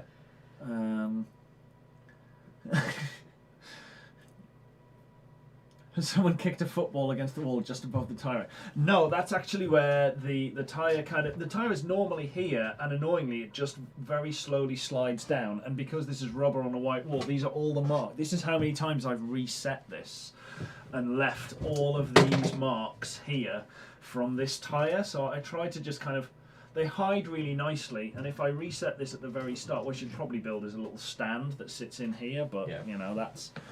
Aid gets it. Carb tuning, lost start. Yeah. I'm not sure if you were here at the start of the stream, actually. I mentioned that the SD1 is booked in for Monday. I think it's going up to, you probably know Crow Hill, actually. Apparently there's a chap up there who has a really big beard and understands all these old things. A great big bushy beard. Yeah. But yeah, there's someone who's been like fixing cars forever, and apparently, like, what I've been told about the guy up at Crow Hill is that they'll drive the SD1 in and he'll hear it as it drives in, he goes, right, I know what to do. He'll open the bonnet and tweak some screws, and then he'll start it up again, give it a rev, and go, right, I know what to do. There was a guy on the and that'll be it. Done. There was a guy on the Club GTI forums, and I can't remember who. Maybe if Crispy is watching, he might be able to remember. It's quite a while ago. There was a guy who had a Mark 1 GTI, Mark 1 Golf GTI, and he took it. He had to get it serviced, and he ended up having to take it to the dealership to service it because it just had to be done. Time frames, like whatever. I will pay the dealership price. And they actually turned around and said, we'll do it for free if we can use your car to train like the younger techs on how to deal with something that doesn't have a diagnostic port. And they were like, okay, cool, so just like, can you just diagnose the problem? And at least one of them went looking for the OBD port to plug in on this Mark 1 Golf. Love it. And he didn't find it. And yeah, they basically went through a whole, like, how to service it, obviously, and how to tune the carbs and everything on it and teach them something that otherwise... I mean, he was happy. He got a free service out of it. It didn't take them any longer because he was still on a time limit. And yeah, it was like, that's really good use. Like, dealerships should kind of be encouraging that. You know, the older cars to say, look, this is a bit of a lost art. Can you bring your car in so we can demo with it? See you, Murphy. Bye, Murphy. Been fun. Yeah, we outlasted your willingness to listen to the end of our sign-off. I'm not sure that's a glowing endorsement of our content. If Matthew's not on board, I'm out. No, to be fair, we started the sign-off at 10 to 11. It is now 11 now, so we've only been 10 minutes so far, so... Yeah, well, if Matthew's off to bed, I mean, we might as well sign off here then. So, yeah, check out shop.pedalbox.show, patreon.com/pedalboxshow, and subscribe if you haven't. And if you haven't already, recommend us to other people to go back and watch from the start. There is a nice chronological playlist in there that goes through every single episode all the way down, and I do need to add a few more. I'll be fully honest though, I don't think I'd want to sell someone on the chronological playlist. Like if they start at the beginning, hey, got a viewer through. I'm guessing someone we met at Roadkill. Yeah. Who is Desert Pirate? Desert Pirate. I wonder if so. There was a chap that I was talking to on one of the comments. He lives I think he was in. Oh no, he was. The sign off is still on hold. Yeah. No, he was in. He was in Oklahoma. But he had a '66 Thunderbird. Or he's getting one, and apparently his 5-year-old daughter was a massive fan of us and our British accents. So if you happen to be watching this, hello, and also send us your address so we can send you some stickers. Because that seems like a time for us to go. Sorry, Mint. Yeah, well, just scrub back. Yeah, just scrub back and watch it all again from the start. It's not quite ASMR enough to like fall asleep to, but you know the watch time is good. So yeah, yeah. I mean, I did put out everything on all social channels, Twitter, Instagram, Facebook, and I retweeted all of the. Well, I retweeted it on Twacebook. Well done on Twitter, and I reshared the post there. So you have no excuse. No, unless you know you're not addicted to your phone, at which point you kind of have. I'm definitely not addicted to my phone. He says, flicking through. How's the rat rod? Oh yes, the rat rod with the glass, with the Kraken bottle, of rum as the expansion tank. Yes, I remember.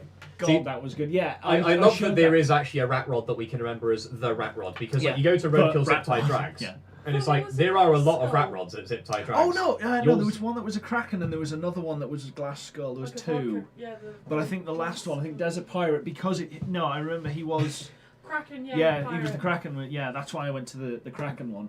The one that we actually talked to and recorded and put in the episode. Yes, Aid, I think I sent you some. However, I now can't remember posting them. This is unlike you, to be fair. I would absolutely expect me to forget stuff, but you forgetting stuff. That's out of character. I'm normally a bit better than that.